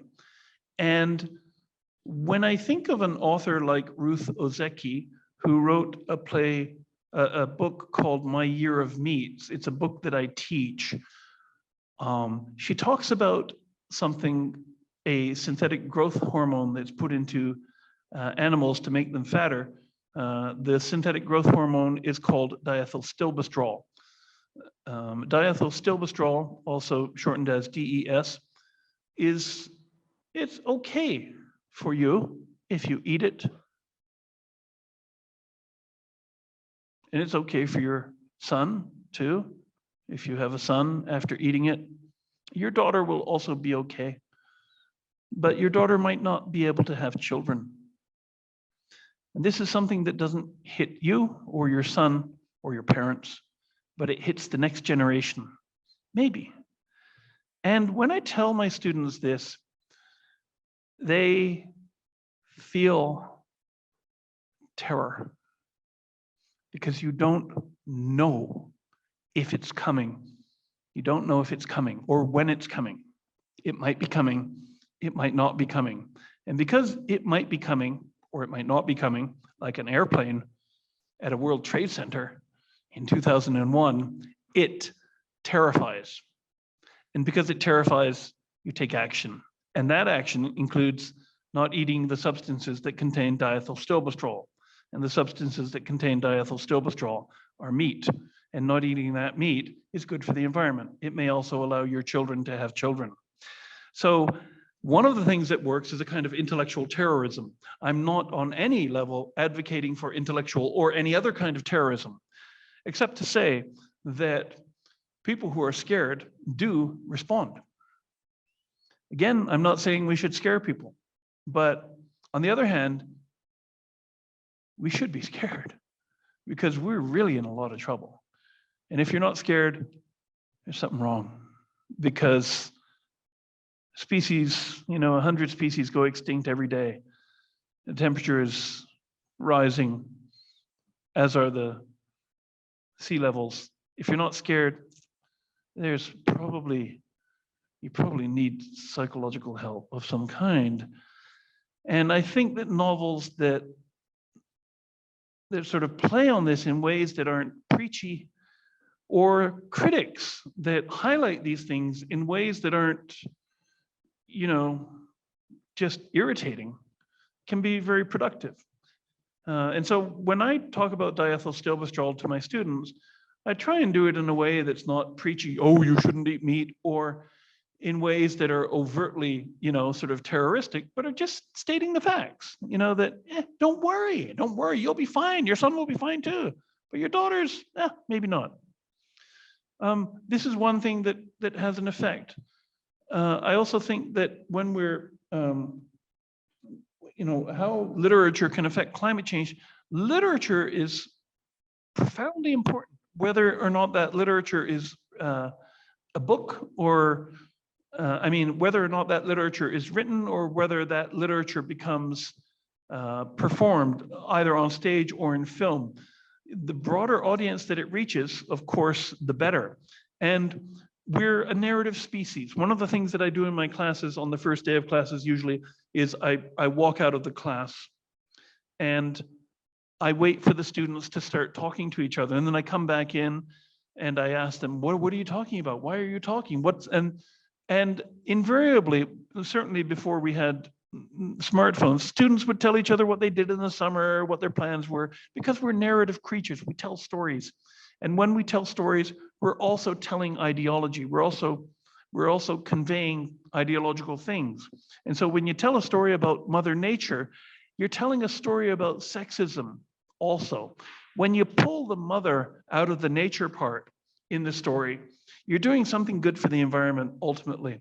So I think mindful writing and mindful critical analysis is one of the ways that we can change things, and we can change things through literature. It's very hard to find direct comments on how things do change literature. I can't think of any except for Bill Clinton, who walked into some meeting one day with Terry Tempest Williams, I'm not sure what it was, Refuge, and he was holding the book in his hand and he said, "This changed things." That rarely happens, but it happens. If you want to respond, I'll open it for you. No, I have nothing to say again. Thank you so much, Sal. Thank you.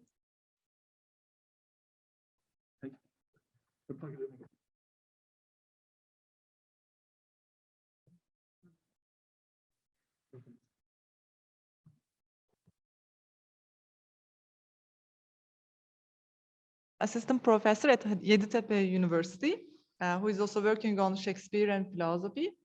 So she starts by thanking you and the organizers for this talk. As a beginner, I'll try to do it. As a beginner in posthumanist and eco-critical studies, I can't see it, that's why, Make it 6 feet. How can I do it? Okay, wait.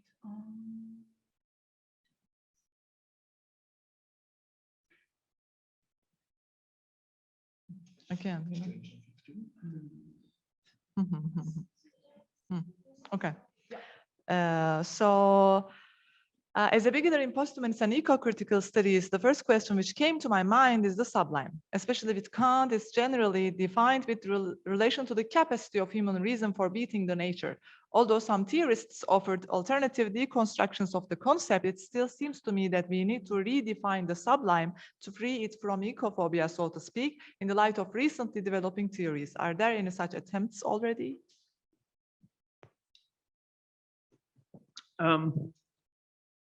So one, yes, I do think it's necessary to rework the sublime. I'm not sure redefine so much as rework. And yeah, there is some work being done in India. I know about talking about awe toward nature rather than sort of fighting with nature, but it's not an area of which I have a lot of knowledge. But there is work being done with the sublime. There are attempts underway, yes, and there's work to be done in that area. I think one of the things that we need to sort of free ourselves from, and I think you're quite right, is this idea of conflict, of antagonism. and to recognize that that awe doesn't require a sense of conflict. I don't know if that comes anywhere near to answering what you have in mind. We're just sort of going on the 4 lines that you've written here. Yeah. Does that make sense? I can see you're shaking your head. Yeah. Yes, it makes sense. Thank you very much. You're welcome. I wasn't sure if you were shaking your head because no, that doesn't make any sense at all. No, it makes sense. These are also, my questions, and questions will bring other questions, I'm sure. And I guess Başak Hoca has already suggested some work regarding this. Thank you very much. You're welcome. Yeah. The next question comes from my MA student, actually, in which I teach Shakespeare's dramatic works this semester. And she starts by thanking, and she says, Shakespeare emphasizes the dichotomy between nature, climate, and the cities in most of his plays. In his comedies, for instance, in A Midsummer Night's Dream, we have this dichotomy between the woodland and the court and the city.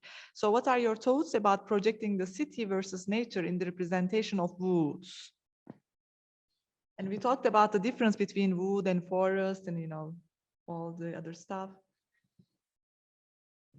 Again, a good question, not one which has a particularly easy answer, because what goes on in A Midsummer Night's Dream, which is easily my least favorite of all plays ever written anywhere by anyone. Sorry, I don't like the play. I feel very bored by it. What happens with Sorry. Well, you didn't write the Midsummer Night's Dream. What happens in Midsummer Night's Dream is different than what happens with, the Birnam Wood moving along as a defensive, with that moving forest. And so to give an absolute comment here isn't really possible. Can we put the question back up, because it's disappeared for a second.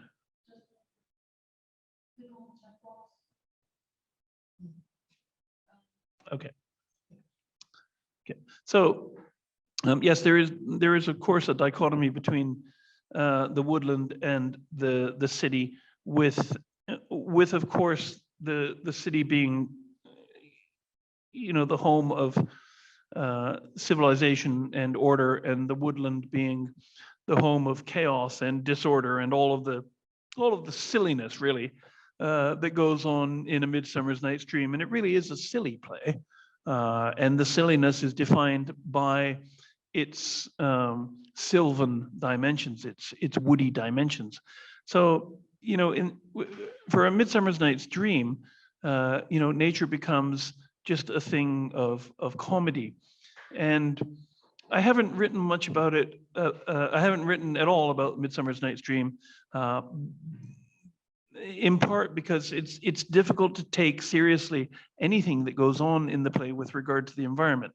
The play, the environment simply becomes a comedic prop. With other plays, we have the woods functioning in very important ways as weapon, or as as shield in the case of Birnam Wood, and so yeah, there's work to be done. And one of the sources that I think you might find some useful information is in Vin Nardisi. Vin Nardisi has a book called The Wooden O, in which he talks about wood in the early modern period, and woods and forests. And it's published by University of Toronto Press. I think it's called The Wooden O, Vin Nardisi. So you might want to look there. Another place to look on this topic, of course, is In the Shadow of the Forests by, his name is slipping my mind for the moment. Robert Polk Harrison, In the Shadow of the Forests. I don't know if that is helpful at all.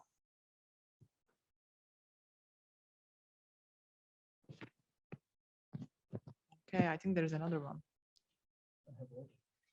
All right. This is just a tank coming from Pelin Kümbet. Dr. Pelin Kümbet from Kocaeli University, part of the Eco Gang. Well, I want to ask you something. I will actually make you I want to make you a kind of correlation. Sleep is also very functional. Come on, I'll. Sleep is also very functional in most of Shakespearean plays, and just like the witch's deformity, sleep is also, you know, where we can free ourselves from the social and physiological constraints imposed on us. And it's, as you have just said, it's like a death, but it's not death at all, in which you are freed from your bodily constraints and in which you can really face your subconsciousness, in which there is your real self. And, you know, I want you to make a kind of comment on the relation between sleep and ecophobia, if it's possible, a very brief one. Sure. And I think it's important as well.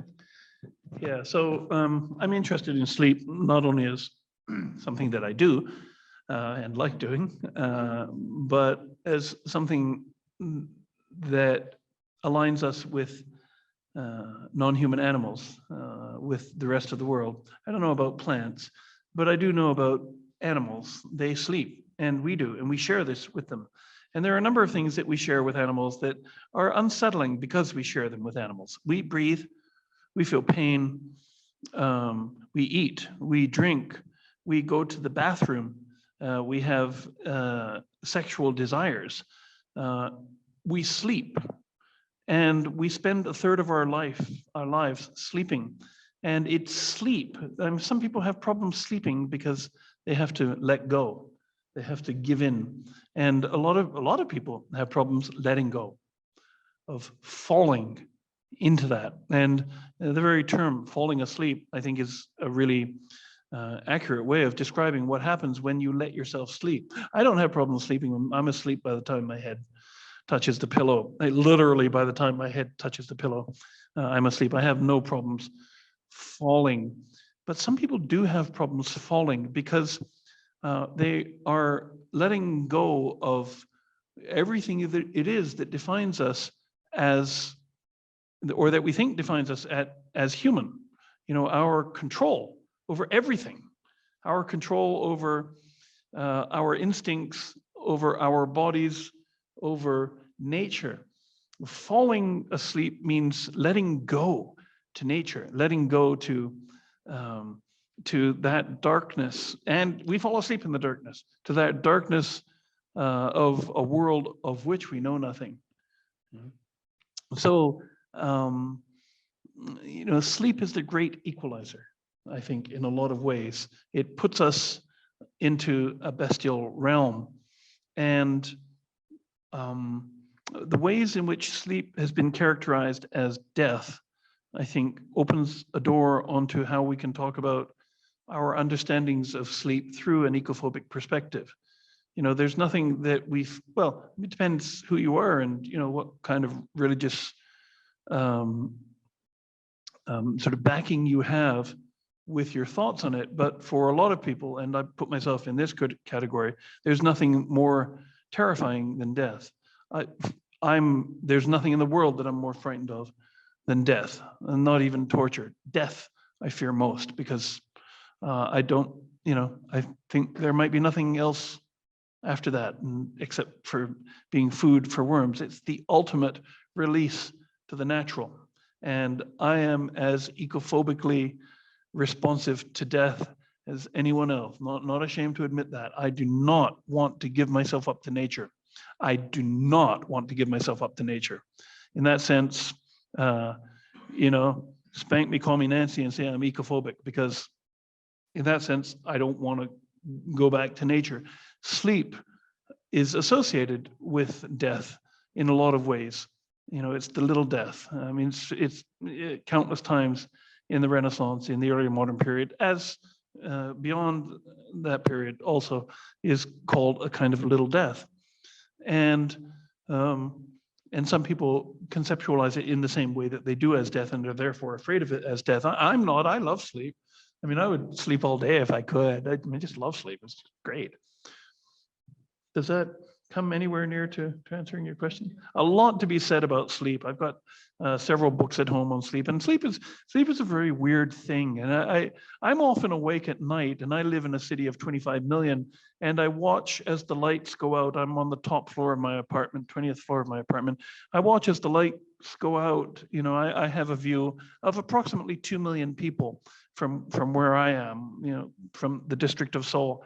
And I watch as the lights go out, and it's you know, if I'm still working, if it's like 3:30 in the morning and most of the lights are out on the 2 million patch of Seoul, it's really weird to me to think of these people all doing the same thing, you know, laying in their beds with their eyes closed in the darkness, breathing at a reduced rate with a reduced heartbeat, almost dead. It's just so strange. Sleep is a very strange thing for us. And the fact that we dream during sleep and that we don't control these dreams and we do weird things in dreams, or other people do weird things in dreams. I like blaming people for doing weird things in my dreams. You know, last night, Bashak, you were in my dream, you killed somebody. Why did you do that? You know, and people are always baffled. I can't help it that I came in your dream. You know, we don't control what we do in sleep, and often we don't like being under the control of whatever it is that we're under control of when we're sleeping, but it's certainly not ourselves that are in control. And that agency, that loss of agency, we can have ecophobic responses to. You know. Thank you. You're welcome.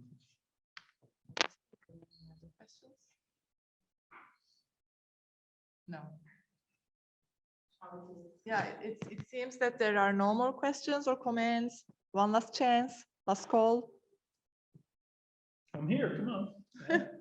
Give it to me, I'm open. I'm not gonna be here tomorrow.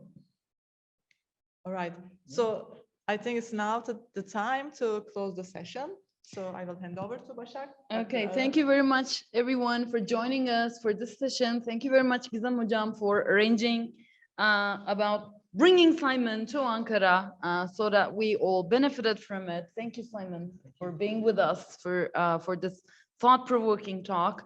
And here's a bit of shameless self-promotion, because this is the Turkish version of Simon Estok's book, Ecophobia Hypothesis. I don't think it's clearly visible from here because the camera angle is not the computer, but it's over there. But this came out last year as Ecophobia Hypothesis, translated by our own Professor Sibel Dinçel, who happens to be here in this room sending her kisses and greetings. And I myself happen to be the proud editor of this translation and the author. And I have got the copy signed by both the author and the translator of the book, which is a proud copy. So I highly recommend you take a look at it. The English version is available from Routledge. The Turkish version is available from Cappadocia University Press. So thank you very much for this lovely afternoon. I hope you have a best of the day for the rest of the day. Bye-bye. Thank you for coming. Thank you, Hocam.